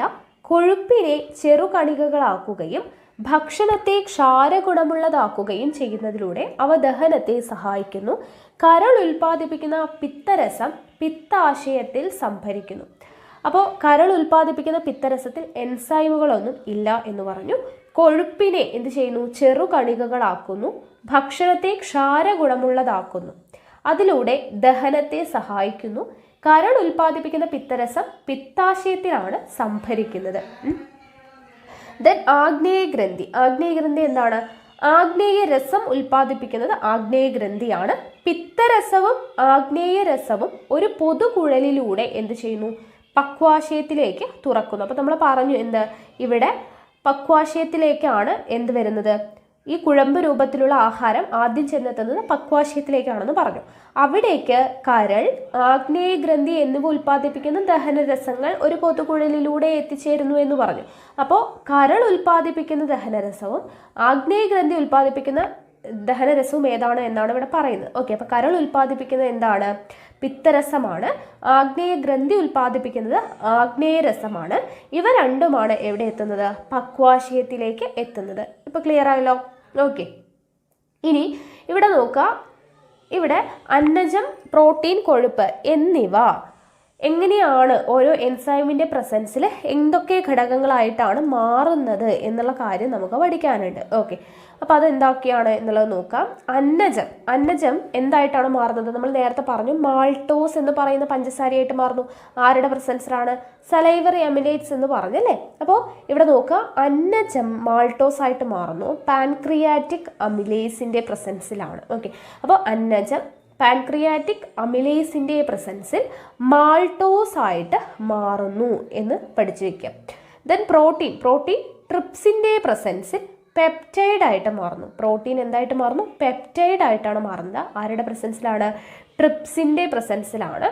ദെൻ കൊഴുപ്പ് പാൻക്രിയാറ്റിക് ലിപ്പേസിൻ്റെ പ്രസൻസിൽ ഫാറ്റി ആസിഡ് പ്ലസ് ഗ്ലിസറോൾ ആയിട്ടാണ് മാറുന്നത്. ഓക്കെ, അപ്പോൾ അന്നജം പാൻക്രിയാറ്റിക് അമിലേസിൻ്റെ പ്രസൻസിൽ മാൾട്ടോസ് ആയിട്ട് മാറുന്നു. പ്രോട്ടീൻ ട്രിപ്സിൻ്റെ പ്രസൻസിൽ പെപ്റ്റൈഡ് ആയിട്ട് മാറുന്നു. കൊഴുപ്പ് പാൻക്രിയാറ്റിക് ലിപ്പേസിൻ്റെ പ്രസൻസിൽ ഫാറ്റി ആസിഡും ഗ്ലിസറോളുമായിട്ട് മാറുന്നു. ഓക്കെ, ഇനി നോക്കുക. അപ്പോൾ പക്വാശയത്തിലേക്ക് എത്തി അല്ലേ? പക്വാശയത്തിൽ നിന്നും ആഹാരം മുന്നോട്ട് പോകുമ്പോൾ ചെറുകുടലിലെ ഗ്രന്ഥികൾ സ്രവിക്കുന്ന ആന്ധ്രരസവുമായി കലരുന്നു. എന്താണ്? പക്വാശയത്തിൽ നിന്നും ആഹാരം മുന്നോട്ട് പോകുന്ന സമയത്ത് ചെറുകുടലിലെ ഗ്രന്ഥികൾ സ്രവിക്കുന്ന ആന്ധ്രരസവുമായിട്ട് കലരുന്നു. അതിൽ വ്യത്യസ്ത എൻസൈമുകളുണ്ട്. അവയിൽ ചിലത് മാൾട്ടോസിനെയും പാലിലെ ധാന്യകമായിട്ടുള്ള ലാക്ടോസിനെയും പഞ്ചസാരയെയും ദഹിപ്പിച്ച് ഗ്ലൂക്കോസ്, ഫ്രക്ടോസ്, ഗാലക്ടോസ് എന്നീ ലഘുഘടകങ്ങളാക്കി മാറ്റുന്നു. അതുപോലെ മറ്റൊരു വിഭാഗം എൻസൈമുകൾ പെപ്റ്റൈഡുകളെ അമിനോ ആസിഡുകളാക്കി മാറ്റുന്നു. ഓക്കെ, അപ്പോൾ എന്തൊക്കെയാണ് സംഭവിക്കുന്നത്? പക്വാശയത്തിൽ നിന്നും ആഹാരം മുന്നോട്ട് പോകുന്നു. ചെറുകുടലിലെ ഗ്രന്ഥികൾ സ്രവിക്കുന്ന ആന്ധ്രരസവുമായിട്ട് കലരുന്നു. അതിൽ വ്യത്യസ്ത തരം എൻസൈമുകൾ ഉണ്ടാവും. അതിൽ ചിലത് എന്ത് ചെയ്യുന്നു? മാൾട്ടോസിനെയും അതുപോലെ തന്നെ പാലിലെ ധാന്യകമായിട്ടുള്ള ലാക്ടോസിനെയും പഞ്ചസാരയെയും എന്ത് ചെയ്യുന്നു? ദഹിപ്പിച്ച് ഗ്ലൂക്കോസ്, ഫ്രക്ടോസ്, ഗാലക്ടോസ് എന്ന് പറയുന്ന ലഘുഘടകങ്ങളാക്കിയിട്ടും മറ്റൊരു വിഭാഗം എൻസൈമുകൾ എന്ത് ചെയ്യുന്നു? പെപ്റ്റൈഡുകളെ അമിനോ ആസിഡുകളാക്കിയിട്ട് മാറ്റുന്നു എന്നാണ് പറയുന്നത്. ഓക്കെ, ഇനി ഈ എന്താണ് ദഹനത്തിലൂടെ. ഓക്കെ, അപ്പോൾ ഏകദേശം എന്താണ് പക്വാശയത്തിൽ വെച്ച് തന്നെ കൊഴുപ്പിൻ്റെ ദഹനം ഏതാണ്ടൊക്കെ പൂർത്തിയായി. അങ്ങനെ ദഹനത്തിൽ രൂപപ്പെടുന്ന അന്തിമ ഉൽപ്പന്നങ്ങൾ എന്തൊക്കെയാണ് എന്നുള്ളതാണ് നമ്മൾ നോക്കുന്നത്. അപ്പോൾ ഇപ്പോൾ നമ്മൾ പറഞ്ഞത് വെച്ച് നോക്കുകയാണെങ്കിൽ നമുക്കറിയാം ധാന്യകം എന്തായിട്ടാണ് മാറുന്നത്? നമ്മളിപ്പോൾ പറഞ്ഞതേ ഉള്ളൂ, ഗ്ലൂക്കോസ്, ഫ്രക്ടോസ്, ഗാലക്ടോസ് എന്ന് പറയുന്ന ഇതായിട്ട് മാറുന്നു എന്ന് നമ്മൾ പറഞ്ഞല്ലേ. ഗ്ലൂക്കോസ്, ഫ്രക്ടോസ്, ഗാലക്ടോസ് എന്നീ ലഘു ഘടകങ്ങളായിട്ട് മാറുന്നു എന്ന് പറഞ്ഞു. അപ്പോൾ ധാന്യകമായി എന്തായിട്ട് മാറുന്നു? Glucose, fructose, galactose. ഇവിടെ കംപ്ലീറ്റ് ചെയ്യാം കേട്ടോ. ഗ്ലൂക്കോസ്, ഫ്രക്ടോസ്, ഗാലക്ടോസ് ധാന്യകമായി മാറുന്നത്. ധാന്യകം എന്തായിട്ടാണ് മാറുന്നത്? ഗ്ലൂക്കോസ്, ഫ്രക്ടോസ്, ഗാലക്ടോസ് ആയിട്ട് മാറുന്നു. ഇനി പ്രോട്ടീൻ എന്തായിട്ടാണ് മാറുന്നത്? നമ്മളിപ്പോൾ പഠിച്ചതേ ഉള്ളൂ, അമിനോ ആസിഡ് ആണ് അല്ലേ. പ്രോട്ടീൻ എന്തായിട്ട് മാറുന്നു? അമിനോ ആസിഡ് ആയിട്ട് മാറുന്നു. ദെൻ കൊഴുപ്പ് എന്തായിട്ടാണ് മാറുന്നത്? ഫാറ്റി ആസിഡ് പ്ലസ് ഗ്ലിസറോൾ അല്ലേ. ഫാറ്റി ആസിഡും ഗ്ലിസറോളുമായിട്ടാണ് കൊഴുപ്പ് മാറുന്നത്. അപ്പോൾ ഈ ടേബിൾ ഒന്ന് ഫില്ല് ചെയ്യുക. ധാന്യകം ഗ്ലൂക്കോസ്, ഫ്രക്ടോസ്, ഗാലക്ടോസ് ആയി മാറുന്നു. പ്രോട്ടീൻ അമിനോ ആസിഡ് ആയിട്ട് മാറുന്നു. കൊഴുപ്പ് എന്തായിട്ട് മാറുന്നു? ഫാറ്റി ആസിഡ് പ്ലസ് ഗ്ലിസറോൾ ആയിട്ട് മാറുന്നു. ഓക്കെ, ഇത്രയും കിട്ടിയല്ലോ. ഇനി ഇവിടെ നോക്കുക, സങ്കീർണ ഘടനയുള്ള ധാന്യകവും പ്രോട്ടീനും കൊഴുപ്പും ആഗിരണം ചെയ്യപ്പെടാൻ കഴിയും വിധം ലഘു ഘടകങ്ങളാക്കി മാറ്റുന്ന പ്രക്രിയയാണ് ദഹനം എന്ന് മനസ്സിലായല്ലോ. നമ്മൾ ഫസ്റ്റ് തന്നെ പറഞ്ഞതാണ് അല്ലേ. ഈ ദഹനത്തിന് വിധേയമാകാത്ത പോഷകങ്ങൾ ഏതൊക്കെയാണ്? ദഹനത്തിന് വിധേയമാകാത്തത് ഏതൊക്കെയാണ് എന്ന് ചോദിച്ചു കഴിഞ്ഞാൽ നമ്മൾ ദഹനത്തിന് വിധേയമാകുന്ന പോഷകങ്ങൾ പഠിച്ചു. ധാന്യകം, അതുപോലെ പ്രോട്ടീൻ, അതുപോലെ കൊഴുപ്പ് അല്ലേ. ധാന്യകം, പ്രോട്ടീൻ, കൊഴുപ്പ് ഇതെല്ലാം ദഹനത്തിന് വിധേയമായി. ദഹനത്തിന് വിധേയമാകാത്ത പോഷകങ്ങൾ ഏതൊക്കെയാണ്? ഇവിടെ ഒന്ന് തന്നിട്ടുണ്ട്, ജലം. പിന്നെന്താണ്? ധാതുക്കൾ, വിറ്റമിനുകൾ. ഇതെല്ലാം എന്താണ്? ദഹനത്തിന് വിധേയമാകാത്ത പോഷകങ്ങളാണ്. ഓക്കെ, ജലം, ധാതുക്കൾ, വിറ്റമിനുകൾ ഇവിടെ എഴുതി ചേർക്കാം കേട്ടോ. ധാതുക്കൾ, വിറ്റമിനുകൾ. ജലം, ധാതുക്കൾ, വിറ്റമിനുകൾ എന്നിവയാണ് ദഹനത്തിന് വിധേയമാകാത്ത പോഷകങ്ങൾ എന്നുള്ളത് ഓർത്തിരിക്കുക. ഓക്കെ, ഇനി ഇവിടെ നോക്കാം, ആഗിരണം ആരംഭിക്കുന്നു എന്ന് പറഞ്ഞിട്ട് ഇവിടെ കൊടുത്തിട്ടുണ്ട്. അതായത് നോക്കുക, രക്തലോപികകൾ, അതായത് ചെറുകുടലിൻ്റെ, ഇനി നമുക്ക് പഠിക്കാനുള്ളത് അതാണ്, വില്ലസുകളെ കുറിച്ചാണ് കേട്ടോ. നോക്കുക, ചെറുകുടലിൻ്റെ ഭിത്തിയിൽ കാണുന്ന സൂക്ഷ്മങ്ങളായ വിരലുകൾ പോലെയുള്ള ഭാഗങ്ങളാണ് വില്ലസുകൾ. വില്ലസുകൾ എന്താണ്? ചെറുകുടലിൻ്റെ ഭിത്തിയിൽ കാണപ്പെടുന്ന സൂക്ഷ്മങ്ങളായിട്ടുള്ള വിരലുകൾ പോലെ കാണപ്പെടുന്ന ഭാഗങ്ങളാണ് വില്ലസുകൾ. ഇവ എന്താണ് ചെയ്യുന്നത്? ഇവ ചെറുകുടലിനകത്തെ പോഷക ആഗിരണത്തിനുള്ള പ്രതല വിസ്തീർണം അനേകം മടങ്ങ് വർദ്ധിപ്പിക്കുന്നു. വില്ലസുകൾ എന്താണ് ചെയ്യുന്നത്? ചെറുകുടലിനകത്തെ പോഷക ആഗിരണത്തിനുള്ള പ്രതല വിസ്തീർണം അനേകം മടങ്ങ് വർദ്ധിപ്പിക്കുന്നു. ഒറ്റ നിര കോശങ്ങളാൽ ആവരണം ചെയ്യപ്പെട്ട വില്ലസുകളിൽ രക്തലോമികകളും ലിംഫ് ലോമികകളായ ലാക്റ്റിയലുകളും കാണപ്പെടുന്നുണ്ട്. അതാണ് ഇവിടെ പിക്ചറിൽ കൊടുത്തിട്ടുള്ളത്. വില്ലസുകളിൽ കാണപ്പെടുന്നതാണ് രക്തലോമികകൾ, അതുപോലെ ലാക്റ്റിയൽ എന്ന് പറയുന്നത്. രക്തലോമികകൾ എന്താണെന്ന് കൊടുത്തിട്ടുണ്ട്?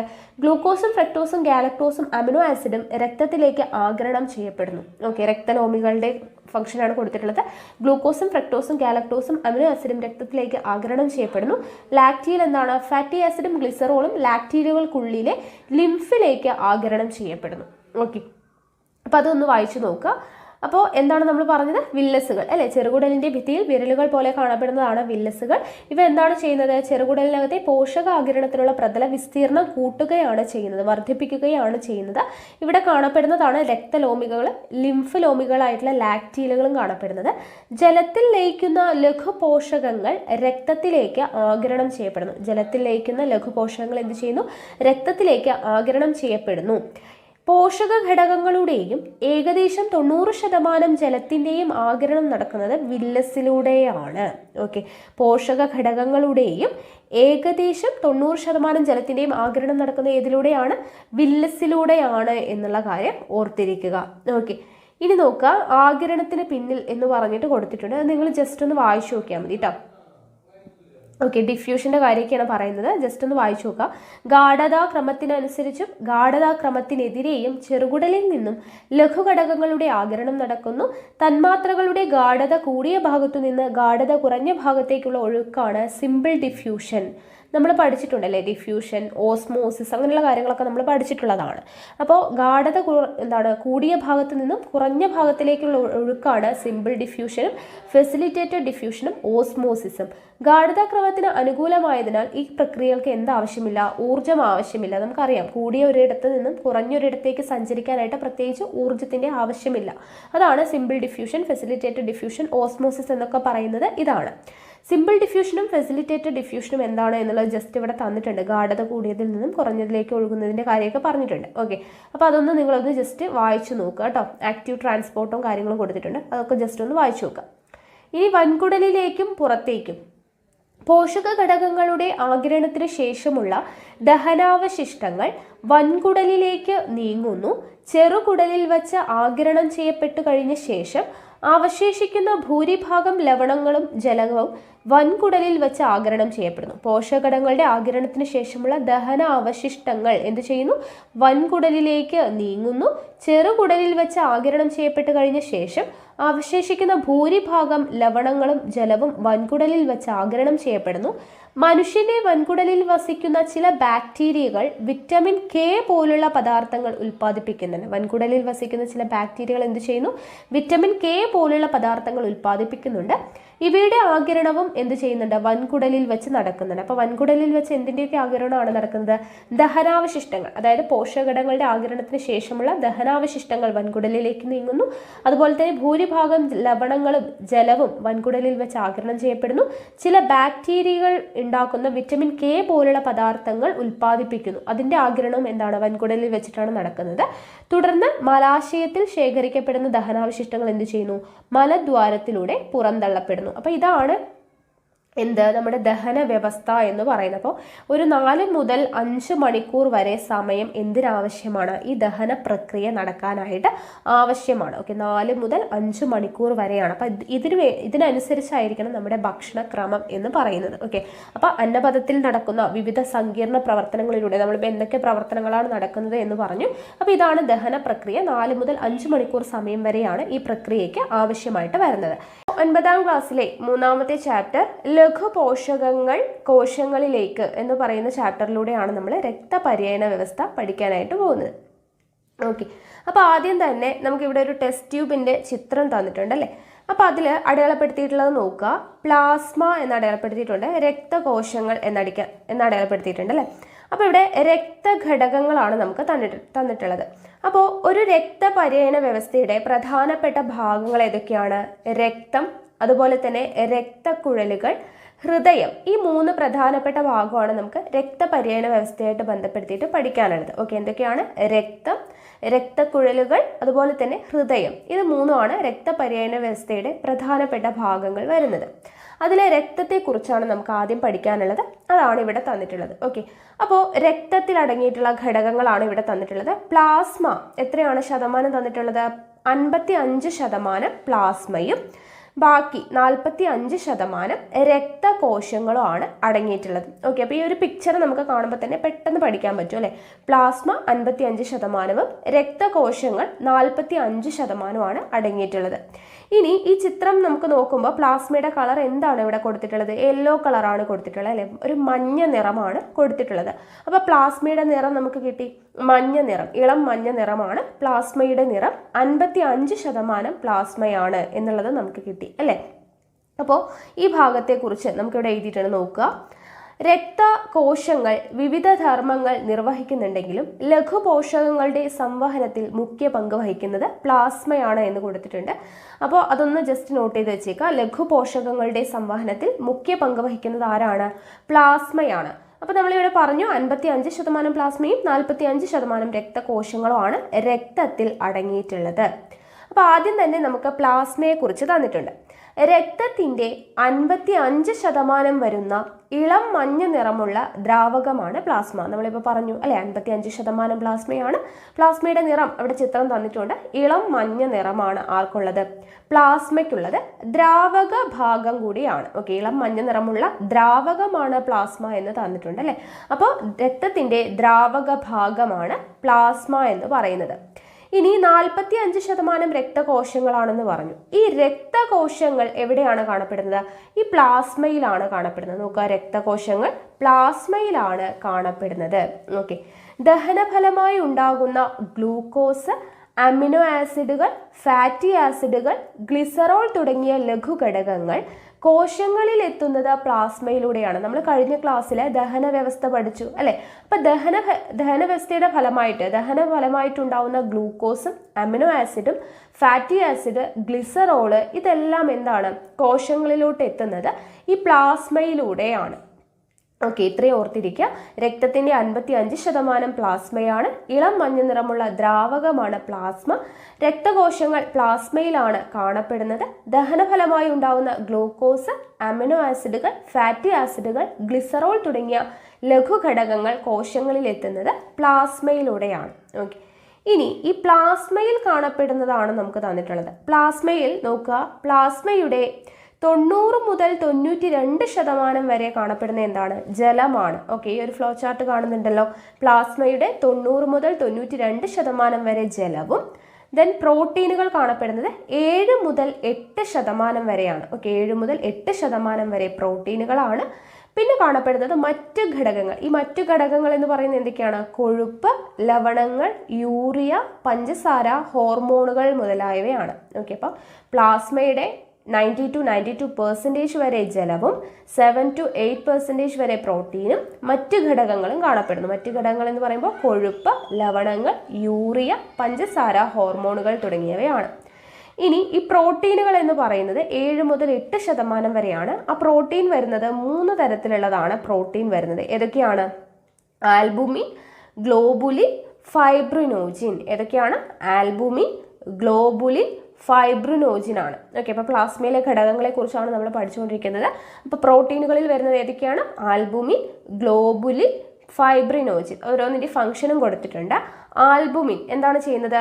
രക്തസമ്മർദ്ദം ക്രമീകരിക്കുന്നു. അപ്പോൾ രക്തസമ്മർദ്ദം ക്രമീകരിക്കുന്ന പ്ലാസ്മയിലെ പ്രോട്ടീൻ ഏതാണ് എന്ന് ചോദിച്ചാൽ ഏതാണ്?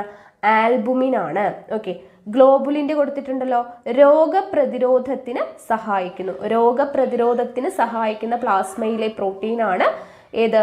ഗ്ലോബുലിൻ എന്ന് പറയുന്നത്. അടുത്തത് ഫൈബ്രിനോജിൻ. ഫൈബ്രിനോജിൻ എന്താണ് സഹായിക്കുന്നത്? രക്തം കട്ടപിടിക്കുന്നതിൽ പ്രധാന പങ്ക് വഹിക്കുന്നു. അപ്പോൾ ഇത് സ്ഥിരം ചോദിക്കുന്നതാണ്. രക്തം കട്ടപിടിക്കാൻ സഹായിക്കുന്ന പ്ലാസ്മ പ്രോട്ടീൻ ഏതാണ്? ഫൈബ്രിനോജിൻ ആണ്. രക്തം കട്ടപിടിക്കുന്ന വൈറ്റമിൻ ഏതാണ്? രക്തം കട്ടപിടിക്കാൻ സഹായിക്കുന്ന വൈറ്റമിൻ കെ ആണ്. രക്തം കട്ടപിടിക്കുന്നതിൽ പ്രധാന പങ്ക് വഹിക്കുന്ന പ്ലാസ്മ പ്രോട്ടീൻ ആണ് ഫൈബ്രിനോജിൻ എന്ന് പറയുന്നത്. ഓക്കെ, ഇമ്പോർട്ടൻ്റ് ആണ് കേട്ടോ. ഇത് മൂന്നിൻ്റെയും ഫംഗ്ഷൻ ഓർത്തിരിക്കുക. പ്ലാസ്മയിൽ അടങ്ങിയിട്ടുള്ള ഘടകങ്ങളാണ് ജലം എത്രയാണ്? 90 മുതൽ 92% വരെ. പ്രോട്ടീനുകൾ 7 മുതൽ 8% വരെ. പിന്നെ മറ്റു ഘടകങ്ങൾ അതിൽ പ്രോട്ടീനിൽ വരുന്നതാണ് ആൽബുമിൻ, ഗ്ലോബുലിൻ, ഫൈബ്രിനോജിൻ. രക്തസമ്മർദ്ദം ക്രമീകരിക്കുന്നത് ആൽബുമിൻ, രോഗപ്രതിരോധത്തിന് സഹായിക്കുന്നത് ഗ്ലോബുലിൻ, രക്തം കട്ടപിടിക്കുന്നതിൽ പ്രധാന പങ്ക് വഹിക്കുന്നത് ആരാണ്? ഫൈബ്രിനോജിൻ ആണ്. ഓക്കെ, ഇത്രയും ക്ലിയർ ആയല്ലോ. ഇനി അടുത്തത് നോക്കുക, ഹൃദയത്തെക്കുറിച്ചാണ് നമ്മൾ പഠിക്കുന്നത്. ഓക്കെ, അപ്പോൾ അതിന് മുന്നേ നമ്മൾ പറഞ്ഞു രക്തക്കുഴലുകൾ, ഹൃദയം എന്നാണ് പറഞ്ഞത് അല്ലേ? അപ്പോൾ ഹൃദയം പഠിക്കുന്നതിന് മുന്നേ നമുക്ക് രക്തക്കുഴലൊന്ന് നോക്കാം. രക്തക്കുഴലുകൾ എന്ന് പറയുന്നത് ഏതൊക്കെയാണ്? സിര, ധമനി, ലോമികകളാണ്. ഓക്കെ, പ്രധാനപ്പെട്ട രക്തക്കുഴലുകൾ ഇവിടെ നോക്കുക. ഹൃദയത്തിൽ നിന്നും ആരംഭിക്കുന്ന വലിയ ധമനികൾ ചെറുധമനികളായും ചെറുധമനികൾ ലോമികകളായും മാറുന്നു. തുടർന്ന് ഈ ലോമികകൾ ചേർന്ന് ചെറുസിരകൾ ചേർന്ന് വലിയ സിരകളും രൂപപ്പെട്ട് ഹൃദയത്തിൽ അവസാനിക്കുന്നു. 3 തരത്തിലുള്ള രക്തക്കുഴലുകളാണുള്ളത്. ഇവിടെ കൊടുത്തിട്ടുണ്ട്. ഓക്കെ, അപ്പോൾ രക്തക്കുഴൽ പഠിച്ചതിന് ശേഷം നമുക്ക് ഹൃദയത്തിലോട്ട് പോകാം. നോക്കിയാണല്ലോ.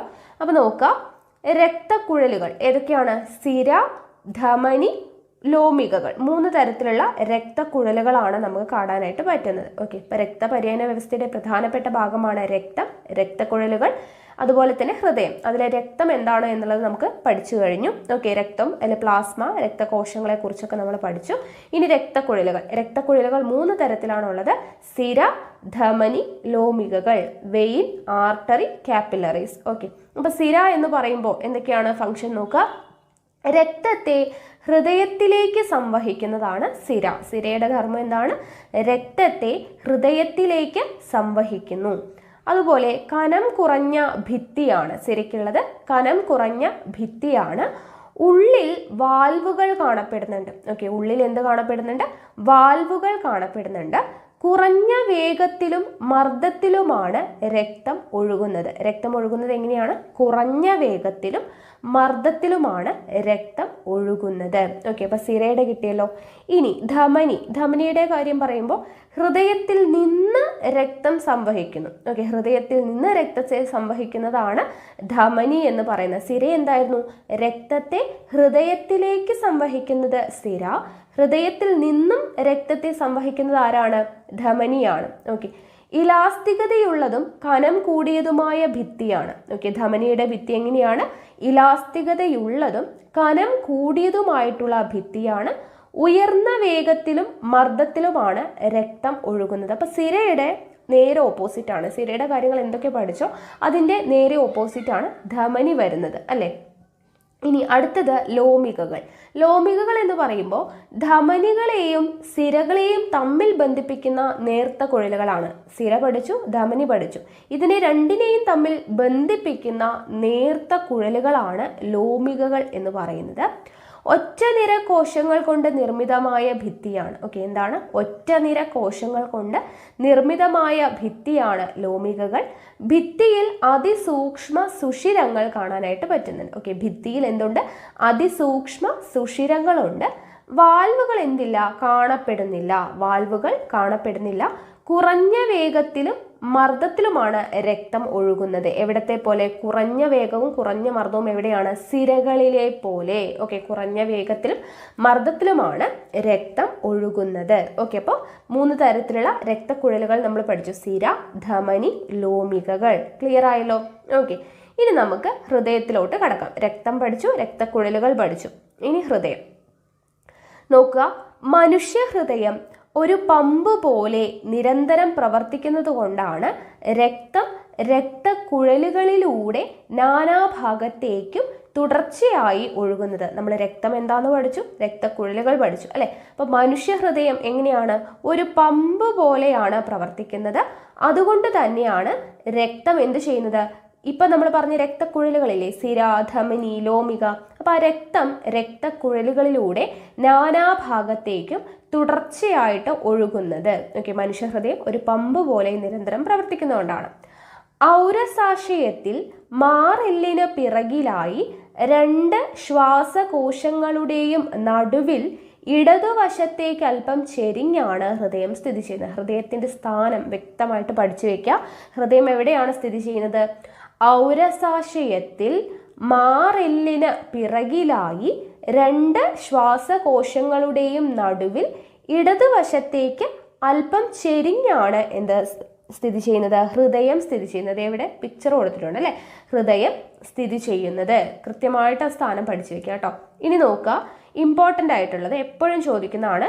ഹൃദയത്തെ ആവരണം ചെയ്ത് കാണുന്ന ഇരട്ട സ്ഥലമാണ് പെരികാർഡിയം. ഓക്കെ, ഹൃദയത്തെ ആവരണം ചെയ്ത് കാണപ്പെടുന്ന സ്ഥലം ഏതാണ്?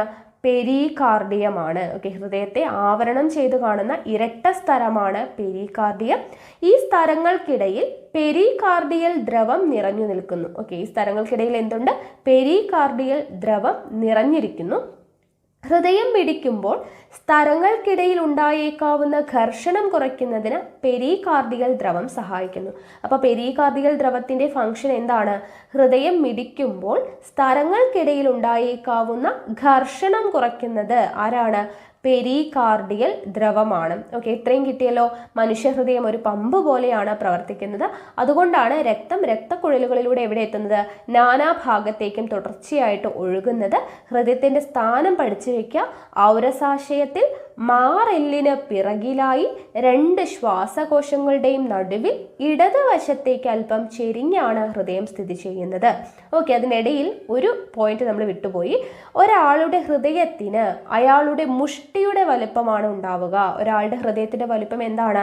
അയാളുടെ മുഷ്ടിയുടെ വലുപ്പമാണ് ഉണ്ടാവുക എന്നുള്ളത് ഓർത്തിരിക്കുക. ഹൃദയത്തെ ആവരണം ചെയ്ത് കാണുന്ന ഇരട്ട സ്ഥലമാണ് എന്ത്? പെരികാർഡിയം. ഇതിനിടയ്ക്ക് എന്തുണ്ട്? പെരികാർഡിയൽ ദ്രവം നിറഞ്ഞിരിക്കുന്നുണ്ട്. അതെന്തിനാണ് സഹായിക്കുന്നത്? ഹൃദയം മിടിക്കുമ്പോൾ സ്ഥലങ്ങൾക്കിടയിൽ ഉണ്ടായേക്കാവുന്ന ഘർഷണം കുറയ്ക്കുന്നതിന് പെരികാർഡിയൽ ദ്രവം സഹായിക്കുന്നു. ഓക്കെ, ഇത്രയും ക്ലിയർ ആയി എന്ന് വിശ്വസിക്കുന്നു. നോക്കുക, ഇനി അടുത്തത് ഇപ്പൊ നമ്മൾ രക്തക്കുഴലുകൾ പഠിച്ചതാണ്. ഓക്കെ, ഇവിടെ ഒരു കോളം കൊടുത്തിട്ടുണ്ട്, രക്തക്കുഴലുകളുടെ ഒരു കോളം. ഭിത്തിയുടെ സവിശേഷത എന്താണ്? ധമനികളിൽ എങ്ങനെയാണ്, സിരകളിൽ എങ്ങനെയാണ്, ലോമികകളിൽ. നമ്മളിപ്പോൾ പഠിച്ചതേ ഉള്ളൂ, അത് നോക്കി നിങ്ങൾക്ക് കോളം ഫില്ല് ചെയ്യാൻ പറ്റുന്നതേ ഉള്ളൂ അല്ലേ. ഭിത്തിയുടെ സവിശേഷത ധമനിയിൽ എങ്ങനെയാണ്, കട്ടി കൂടിയതാണ് എന്ന് നമ്മൾ പഠിച്ചു. സിരയിലാണെങ്കിലോ കനം കുറഞ്ഞ ഭിത്തിയാണ്, ലോമികകളിലാണെങ്കിൽ നേർത്ത ഭിത്തിയാണ് അല്ലേ.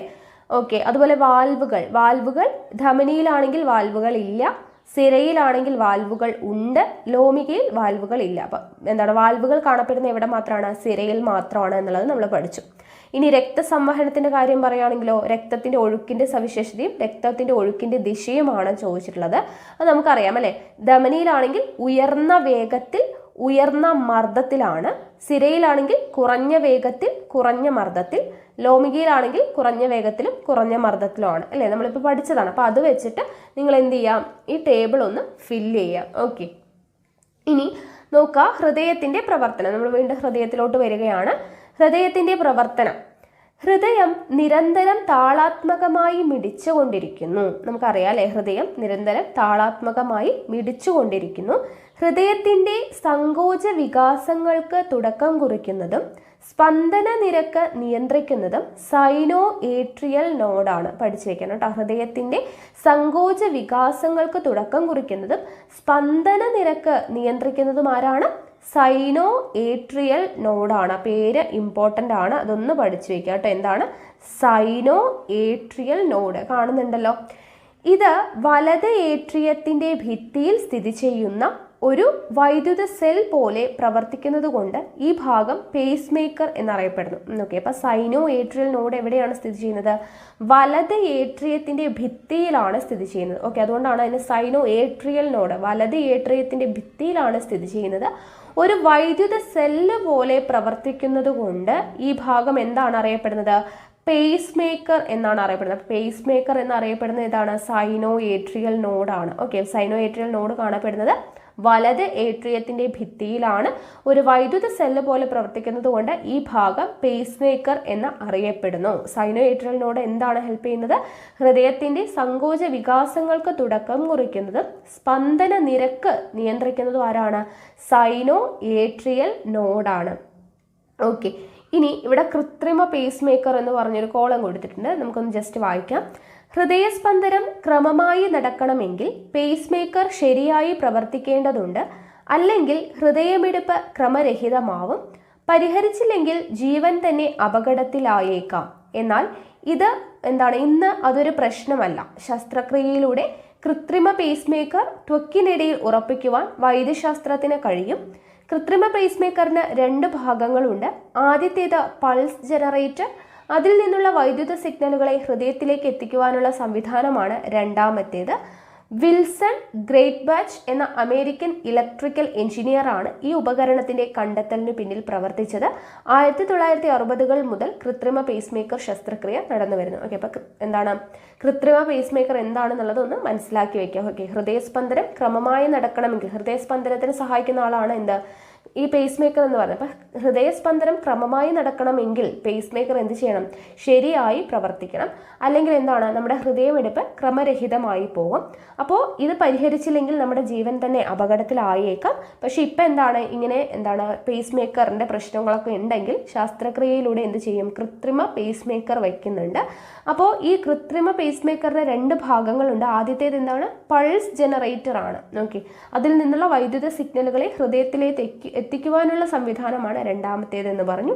ആരാണ് ഇത് കണ്ടെത്തിയത്? വിൽസൺ ഗ്രേറ്റ്ബാച്ച് ആണ്. പേര് ഓർത്തിരിക്കുക കേട്ടോ. വിൽസൺ ഗ്രേറ്റ്ബാച്ച് എന്ന അമേരിക്കൻ ഇലക്ട്രിക്കൽ എഞ്ചിനീയർ ആണ് ഈ ഉപകരണത്തിന്റെ കണ്ടെത്തലിന് പിന്നിൽ പ്രവർത്തിച്ചത് എന്നുള്ളത് ഓർത്തിരിക്കുക. ഓക്കെ, ഇനി അടുത്തത് നമുക്ക് നോക്കാനുള്ളത് ഇവിടെ ദ്വിപര്യനം എന്ന് പറഞ്ഞു കൊടുത്തിട്ടുണ്ട്. ഓക്കെ, ഹൃദയത്തിന്റെ ദ്വിപര്യനം. ഹൃദയത്തിൽ നിന്ന് ശരീരത്തിന്റെ വിവിധ ഭാഗങ്ങളിലേക്കും അവിടെ നിന്ന് തിരിച്ച് ഹൃദയത്തിലേക്കും രക്തം ഒഴുകുമ്പോൾ 2 തവണ ഹൃദയ അറകളിലൂടെ കടന്നു പോകും അല്ലെ. ഹൃദയത്തിൽ നിന്ന് ശരീരത്തിന്റെ വിവിധ ഭാഗങ്ങളിലേക്കും രക്തം പോകും. ദെൻ ശരീരത്തിന്റെ വിവിധ ഭാഗങ്ങളിൽ നിന്നും ഹൃദയത്തിലോട്ടും പോകും. അപ്പൊ ഇങ്ങനെ ഹൃദയ അറകളിലൂടെ 2 തവണ എന്ത് ചെയ്യുന്നുണ്ട്? രക്തം ഒഴുകുന്നുണ്ട്.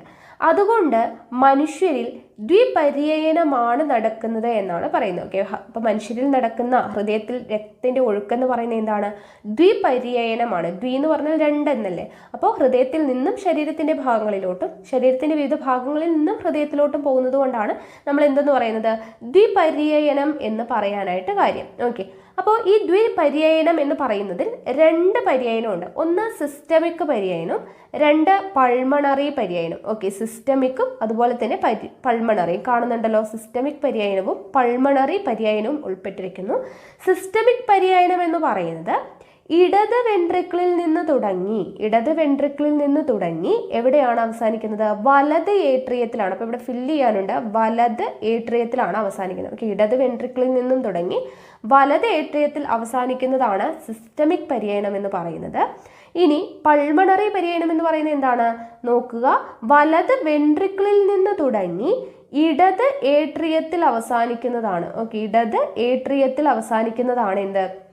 പൾമണറി പര്യയനം എന്ന് പറയുന്നത്. അപ്പോൾ ഇതിൻ്റെ ഡയറക്ഷൻ എങ്ങനെയാണ് വരുന്നത്? ഇടത് വെൻട്രിക്കിളിൽ നിന്ന് തുടങ്ങി വലത് ഏട്രിയത്തിൽ അവസാനിക്കുന്നത് സിസ്റ്റമിക് പര്യയനം. അത് പഠിച്ചു വെക്കാം കേട്ടോ. സിസ്റ്റമിക് പര്യയനം എങ്ങനെയാണ്? ഇടത് വെൻട്രിക്കിളിൽ നിന്ന് തുടങ്ങി വലത് ഏട്രിയത്തിലാണ് അവസാനിക്കുന്നത്. പൾമണറി പര്യയനം എന്ന് പറയുന്നത് വലത് വെൻട്രിക്കിളിൽ നിന്ന് തുടങ്ങി ഇടത് ഏട്രിയത്തിലാണ് അവസാനിക്കുന്നത്. ഓക്കെ, അതൊന്ന് നോട്ട് ചെയ്ത് വെച്ചേക്കാം. ഇനി അടുത്തത് നോക്കുക, പോർട്ടൽ രക്തപര്യയനം. എന്താണ് പോർട്ടൽ രക്തപര്യയനം? നോക്കുക, ചില സിരകൾ ഹൃദയത്തിലെത്താതെ അവയവങ്ങളിൽ നിന്ന് അവയവങ്ങളിലേക്ക് രക്തം വഹിക്കുന്നു.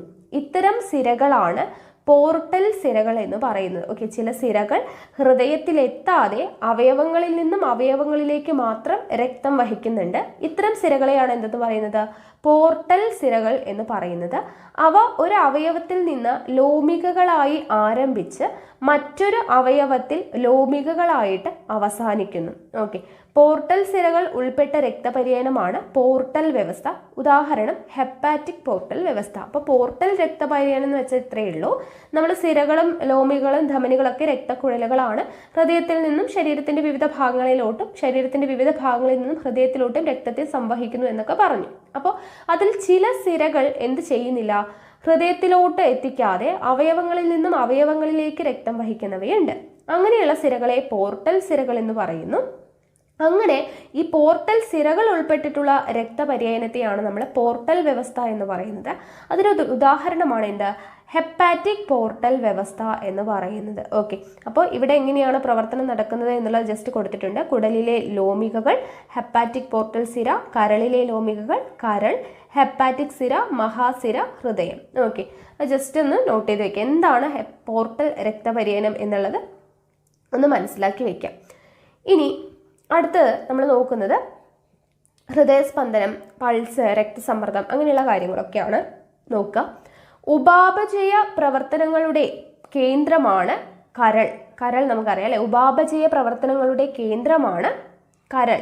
ലഘുപോഷക ഘടകങ്ങൾ കരളിൽ വച്ച് പല മാറ്റങ്ങളും സംഭവിക്കുന്നു. ലഘുപോഷക ഘടകങ്ങൾക്ക് കരളിൽ വെച്ച് എന്ത് സംഭവിക്കുന്നു? പല മാറ്റങ്ങളും സംഭവിക്കുന്നു.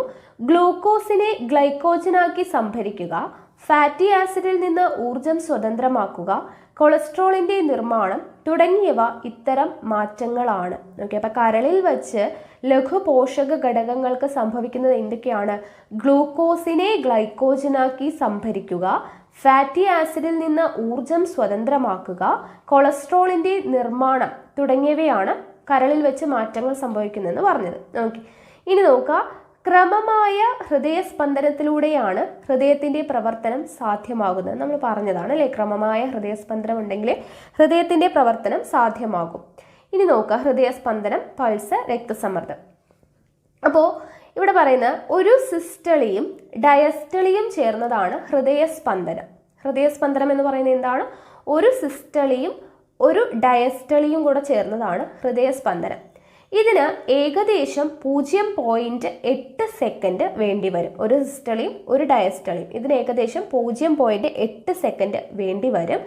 ഹൃദയ അറകളുടെ സങ്കോചമാണ് സിസ്റ്റളി. ഒരു സിസ്റ്റളിയും ഒരു ഡയസ്റ്റളിയും ചേർന്നാണ് ഹൃദയസ്പന്ദനം. എന്താണ് ഈ സിസ്റ്റളി എന്ന് പറഞ്ഞു കഴിഞ്ഞാൽ ഹൃദയ അറകളുടെ സങ്കോചമാണ്. ഓക്കെ, ഹൃദയ അറകളുടെ സങ്കോചമാണ് സിസ്റ്റളി. സങ്കോചം സിസ്റ്റളി, സാസ ആ ഒരു കണക്ഷൻ വെച്ച് ഓർത്തിരിക്കാം. ഹൃദയ അറകളുടെ സങ്കോചമാണ് സിസ്റ്റളി.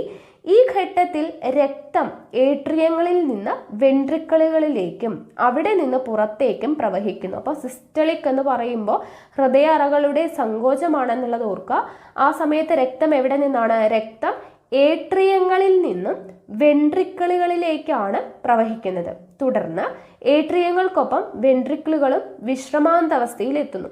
ഈ വിശ്രാന്ത അവസ്ഥയാണ് ഡയസ്റ്റളി. അപ്പോൾ ഹൃദയം വിശ്രമിക്കുന്ന അവസ്ഥയാണ് ഡയസ്റ്റളി എന്ന് പറയുന്നത്. ഓക്കെ, സങ്കോചിക്കുന്നത് സിസ്റ്റളിയും വിശ്രമിക്കുന്നത് എന്താണ്? ഡയസ്റ്റളിയാണ്. ഈ ഘട്ടത്തിൽ ഹൃദയ അറകളിൽ രക്തം നിറയുന്നു. അപ്പം ഡയസ്റ്റളിയുടെ സമയത്താണ് എന്ത് സംഭവിക്കുന്നത്? ഹൃദയ അറകളിൽ രക്തം നിറയുന്നത് എന്നുള്ളത് ഓർത്തിരിക്കുക. ഹൃദയം ഒരു മിനിറ്റിൽ ശരാശരി 72 തവണ എന്ന ക്രമത്തിൽ സ്പന്ദിക്കുന്നുണ്ട്. ഓക്കെ, ഹൃദയം ഒരു മിനിറ്റിൽ എത്രയാണ്? ശരാശരി 72 ചോദിക്കാറുള്ളതാണ്. ഒരു മിനിറ്റിൽ 72 തവണ, ഒരു സെക്കൻഡിൽ 72 തവണ എന്നൊക്കെ നമുക്ക് തെറ്റിയിട്ട് കൊടുക്കും. ഓക്കെ, അപ്പോൾ ഹൃദയം ഒരു മിനിറ്റിൽ ശരാശരി എത്ര തവണയാണ്? 72 തവണ എന്ന ക്രമത്തിലാണ് സ്പന്ദിക്കുന്നത്. ഹൃദയത്തിൻ്റെ സങ്കോച വികാസങ്ങളുടെ ഫലമായുണ്ടാവുന്ന തരംഗചലനം ധമനി ഭിത്തിയിൽ ഉടനീളം അനുഭവപ്പെടുന്നതാണ് എന്ത്? പൾസ്. നമ്മൾ പൾസ് നോക്കുക എന്ന് പറയാം അല്ലേ? അപ്പം എന്താണ് ഈ പൾസ് എന്ന് പറയുന്നത്? ഹൃദയത്തിൻ്റെ സങ്കോച വികാസങ്ങളുടെ ഫലമായി ഉണ്ടാകുന്ന തരംഗചലനം ധമനി ഭിത്തിയിൽ ഉടനീളം അനുഭവപ്പെടുന്നതാണ് പൾസ് എന്ന് പറയുന്നത്.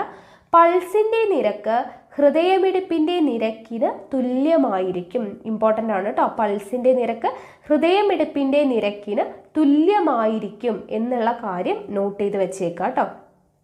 ഇനി ഇവിടെ നോക്കുക, അവിടെ പൾസ് നിരക്കും ഹൃദയസ്പന്ദന നിരക്കും തമ്മിലുള്ള ബന്ധം എന്താണ് എന്നൊക്കെ ചോദിച്ചു. രണ്ടും തുല്യമായിരിക്കും അല്ലേ? പൾസ് നിരക്കും ഹൃദയസ്പന്ദന നിരക്കും തുല്യമായിരിക്കും എന്ന് നമ്മളിപ്പോൾ പറഞ്ഞു. ഇനി ഓരോ തവണയും ഹൃദയം സങ്കോചിക്കുമ്പോൾ ഏകദേശം 70 മില്ലി രക്തം ധമനികളിലേക്ക് പമ്പ് ചെയ്യപ്പെടുന്നുണ്ട്. നോട്ട് ചെയ്ത് വെച്ചേക്കുക. ഓരോ തവണയും ഹൃദയം സങ്കോചിക്കുമ്പോൾ എത്ര ലിറ്ററാണ്? 70 മില്ലി രക്തമാണ് ധമനികളിലേക്ക് പമ്പ് ചെയ്യപ്പെടുന്നത്. ഈ അതിരക്തം ധമനികളിൽ ഏൽപ്പിക്കുന്ന മർദ്ദമാണ് സിസ്റ്റളിക് പ്രഷർ എന്ന് പറയുന്നത്. ഓക്കെ, അപ്പോൾ സിസ്റ്റളി എന്താണെന്ന് നമ്മൾ പറഞ്ഞു. ഹൃദയത്തിൻ്റെ സങ്കോചമാണ് സിസ്റ്റളി. സിസ്റ്റളിക് പ്രഷർ എന്ന് പറഞ്ഞു കഴിഞ്ഞാൽ എന്താണ്? ഓരോ തവണയും ഹൃദയം സങ്കോചിക്കുന്ന സമയത്ത് ഏകദേശം 70 മില്ലി രക്തം ധമനികളിലേക്ക് പമ്പ് ചെയ്യപ്പെടുന്നു. അപ്പോൾ ഈ അതിരക്തം ധമനികളിൽ ഏൽപ്പിക്കുന്ന മർദ്ദമാണ് സിസ്റ്റളിക് പ്രഷർ എന്ന് പറയുന്നത്. ഈ സിസ്റ്റളിക് പ്രഷർ എന്ന് പറയുന്നത് എത്രയാണ്? 120 mmHg ആണ്. ഓക്കെ, 120 mmHg ആണ് സിസ്റ്റളിക് പ്രഷർ എന്ന് പറയുന്നത്. ഇനി ഹൃദയം പൂർണ്ണമായി വികസിക്കുമ്പോൾ അത്രയേ തന്നെ രക്തം ഹൃദയത്തിലേക്ക് പ്രവേശിക്കുന്നുണ്ട്. ഈ അവസരത്തിൽ ധമനികളിൽ അനുഭവപ്പെടുന്ന കുറഞ്ഞ മർദ്ദമാണ് ഡയസ്റ്റളിക് പ്രഷർ. ഓക്കെ, ഹൃദയം പൂർണ്ണമായിട്ട് വികസിക്കുന്ന സമയത്ത് അത്രയും രക്തം എവിടേക്ക്? ഈ ധമനികളിൽ നിന്നും ഹൃദയത്തിലേക്ക് പ്രവേശിക്കുന്നുണ്ട്. അപ്പോൾ ധമനികളിൽ എന്താണ്? മർദ്ദം കുറയും അല്ലേ? അപ്പോൾ ധമനികളിൽ അനുഭവപ്പെടുന്ന കുറഞ്ഞ മർദ്ദമാണ് എന്ത്? ഡയസ്റ്റളിക് പ്രഷർ എന്ന് പറയുന്നത്. ഈ ഡയസ്റ്റളിക് പ്രഷർ എന്ന് പറയുന്നത് എത്രയാണ്? 80 mmHg ആണ്. ഓക്കെ, 80 mmHg ആണ്.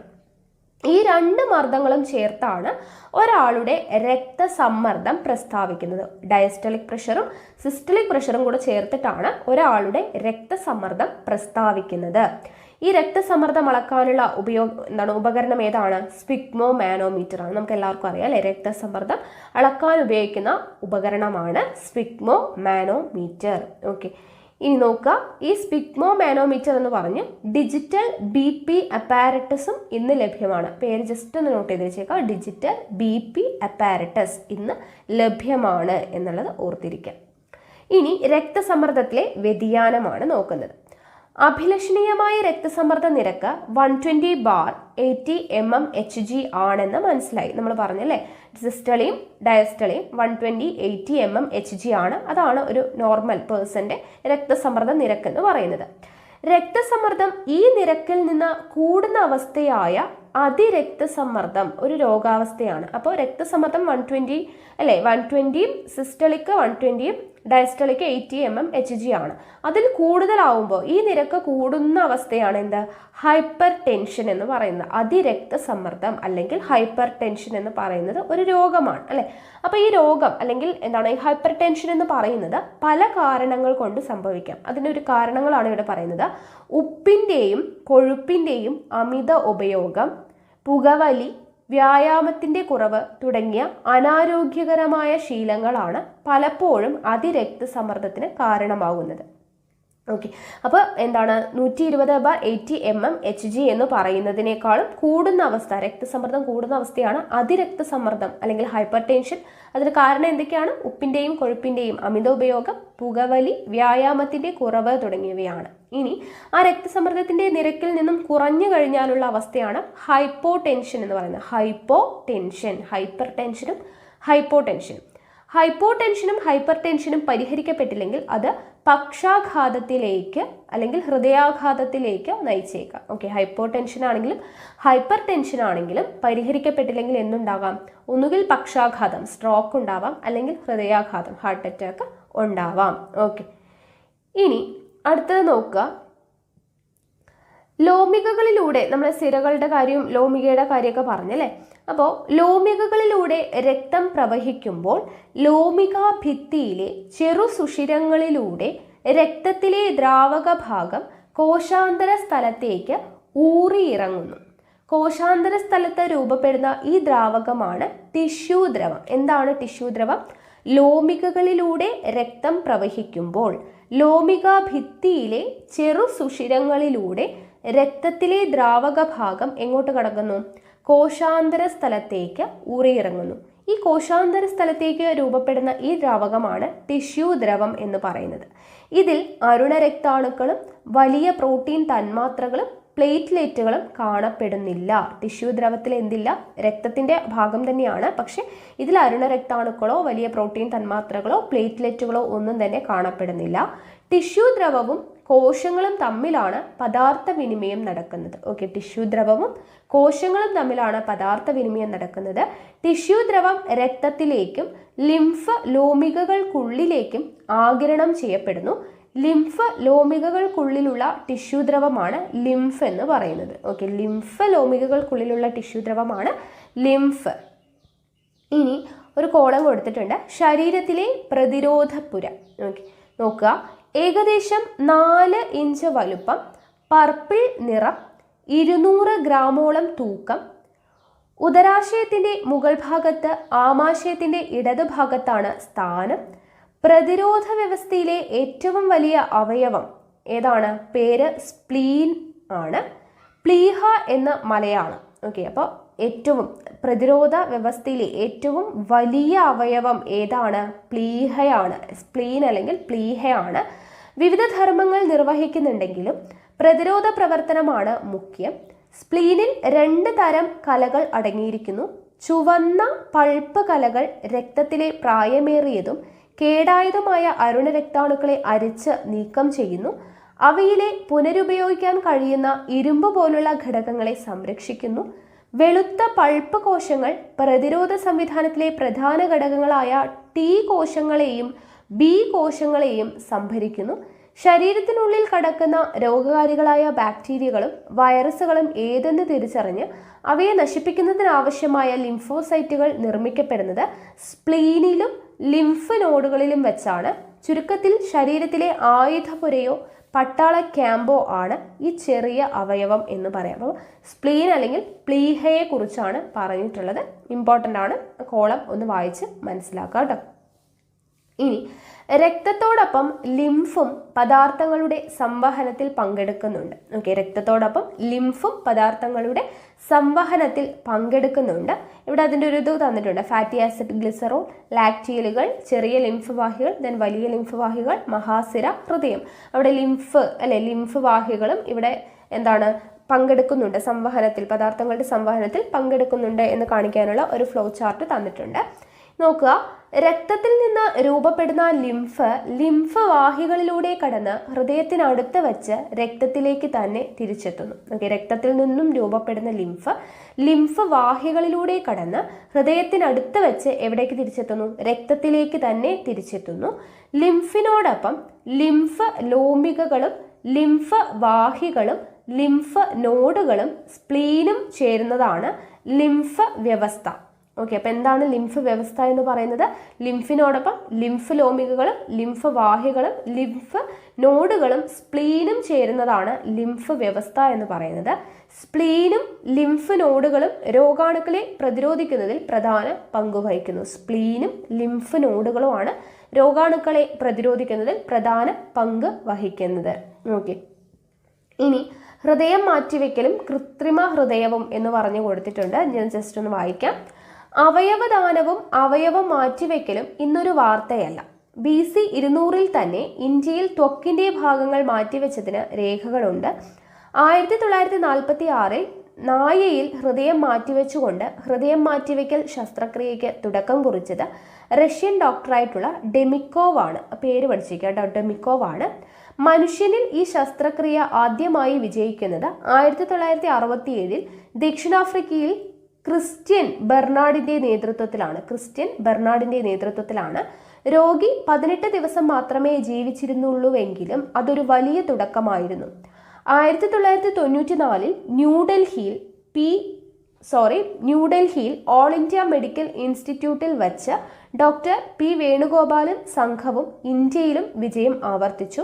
ഹൃദയം മാറ്റിവെക്കൽ ഇന്ന് ലോകവ്യാപകമാണ്. അതും കടന്ന് 1982 റോബർട്ട് ജാർവിക്കിന്റെയും ജോഹാൻ കോഫിന്റെയും നേതൃത്വത്തിൽ രോഗബാധിത ഹൃദയത്തിനു പകരം കൃത്രിമ ഹൃദയം വച്ചുപിടിപ്പിച്ച വൈദ്യശാസ്ത്ര മേഖലയിൽ മറ്റൊരു നാഴികക്കല്ലിട്ടു. അപ്പോൾ ഇവിടെയുള്ള സയന്റിസ്റ്റിന്റെ പേരുകളൊക്കെ ഓർത്ത് വെക്കുക കേട്ടോ. ഡെമിക്കോവ്, ക്രിസ്ത്യൻ ബെർണാഡ്, അതുപോലെ തന്നെ ഡോക്ടർ P വേണുഗോപാൽ, അതുപോലെ തന്നെ ആരൊക്കെയാണ്? Robert Jarvik, Johan Coffin. Okay, അപ്പോൾ ഇത്രയും പേരുടെ പേരുകൾ നോട്ട് ചെയ്ത് വെക്കാം. ഇനി അടുത്തത് ഹൃദയപൂർവ്വം എന്ന് പറഞ്ഞു കൊടുത്തിട്ടുണ്ട്. നോക്കുക, സെപ്റ്റംബർ 29 ലോക ഹൃദയ ദിനം. ഡേറ്റ് ഓർത്തിരിക്കുക കേട്ടോ. ലോക ഹൃദയ ദിനമാണ് സെപ്റ്റംബർ 29. ഭക്ഷണത്തിൽ കൊഴുപ്പിന്റെ അളവ് കൂടിയാൽ ധമനി ഭിത്തികളിൽ കൊഴുപ്പ് അടിഞ്ഞുകൂടുന്ന രോഗാവസ്ഥയാണ് അതിറോസ്ക്ലീറോസിസ്. അതിറോസ്ക്ലീറോസിസ് എന്ന് പറയുന്നത് എന്താണ്? ഭക്ഷണത്തിന്റെ കൊഴുപ്പിന്റെ അളവ് കൂടിയാൽ ധമനി ഭിത്തികളിൽ കൊഴുപ്പ് അടിഞ്ഞുകൂടുന്ന അവസ്ഥയാണ് അതിറോസ്ക്ലീറോസിസ് എന്ന് പറയുന്നത്. തന്മൂലം ധമനിയുടെ ഉൾവ്യാസം കുറയും. കൂടാതെ രക്തക്കുഴലുകളുടെ ഇലാസ്തികത നഷ്ടപ്പെടും. പൊട്ടാനുള്ള സാധ്യത കൂടും. ഉൾഭിത്തി പരുപരുത്തതാകും. തന്മൂലം അരുണരക്താണുക്കൾ ഒട്ടിപ്പിടിച്ച് രക്തക്കട്ടകൾ രൂപപ്പെടും. ഹൃദയത്തിലേക്ക് രക്തമെത്തിക്കുന്ന കുഴലുകളിൽ രക്തക്കട്ട ഉണ്ടാകുന്നത് ഹൃദയാഘാതത്തിന് കാരണമാകും എന്നാണ് കൊടുത്തിട്ടുള്ളത്. അപ്പോൾ അതിറോസ്ക്ലെറോസിസ് എന്ന് പറയുന്നത് എന്താണ്, അതിൻ്റെ എന്തൊക്കെയാണ് കാരണങ്ങൾ എന്നുള്ളതൊക്കെ പഠിച്ചു വെക്കുക കേട്ടോ. ഇപ്പോൾ ഈ ഒരു കോളം ഇമ്പോർട്ടൻ്റ് ആണ്, നോക്കി വയ്ക്കാം. ഓക്കെ, അപ്പോൾ ഇത്രയും കാര്യങ്ങളാണ് നമുക്ക് പഠിക്കാനായിട്ടുള്ളത്, രക്തപര്യായന വ്യവസ്ഥയിൽ പഠിക്കാനായിട്ടുള്ളത്. അപ്പോൾ ഇത് മാത്രം പഠിച്ചാൽ പോരാ, ഞാൻ പറഞ്ഞിട്ടുണ്ടായിരുന്നു ഓൾറെഡി നമ്മൾ എല്ലാ ക്ലാസ്സുകളിലും പറയുന്നതാണ്. ഇതുമായിട്ട് റിലേറ്റ് ചെയ്തിട്ടുള്ള ക്ലാസ് റൂം സെക്ഷൻ വീഡിയോ ആയിട്ട് നമ്മൾ ചെയ്തിട്ടുണ്ട് ഓൾറെഡി.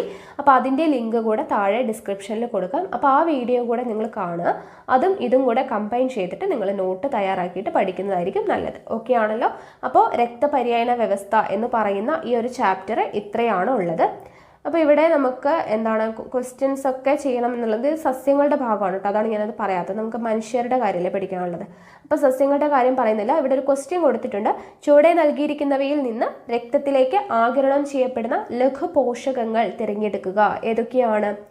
രക്തത്തിലേക്ക് ആഗിരണം ചെയ്യപ്പെടുന്ന ലഘുപോഷകങ്ങളാണ് നമ്മൾ പഠിച്ചതാണ്. അമിനോ ആസിഡ്, അതുപോലെ ഫ്രക്ടോസ്, ഗ്ലൂക്കോസ് അല്ലെ. അമിനോ ആസിഡ്, ഫ്രക്ടോസ്, ഗ്ലൂക്കോസ് എന്നിവയാണ് അല്ലെ. അമിനോ ആസിഡ്, ഫ്രക്ടോസ്, ഗ്ലൂക്കോസ് എന്നിവയാണ് രക്തത്തിലേക്ക് ആഗിരണം ചെയ്യപ്പെടുന്ന ലഘുപോഷകങ്ങൾ എന്ന് പറയുന്നത്. ഓക്കെ, അപ്പോൾ അതും കൂടെ നിങ്ങളൊന്ന് ആൻസർ ചെയ്തേക്കാം. ഓക്കെ ആണല്ലോ.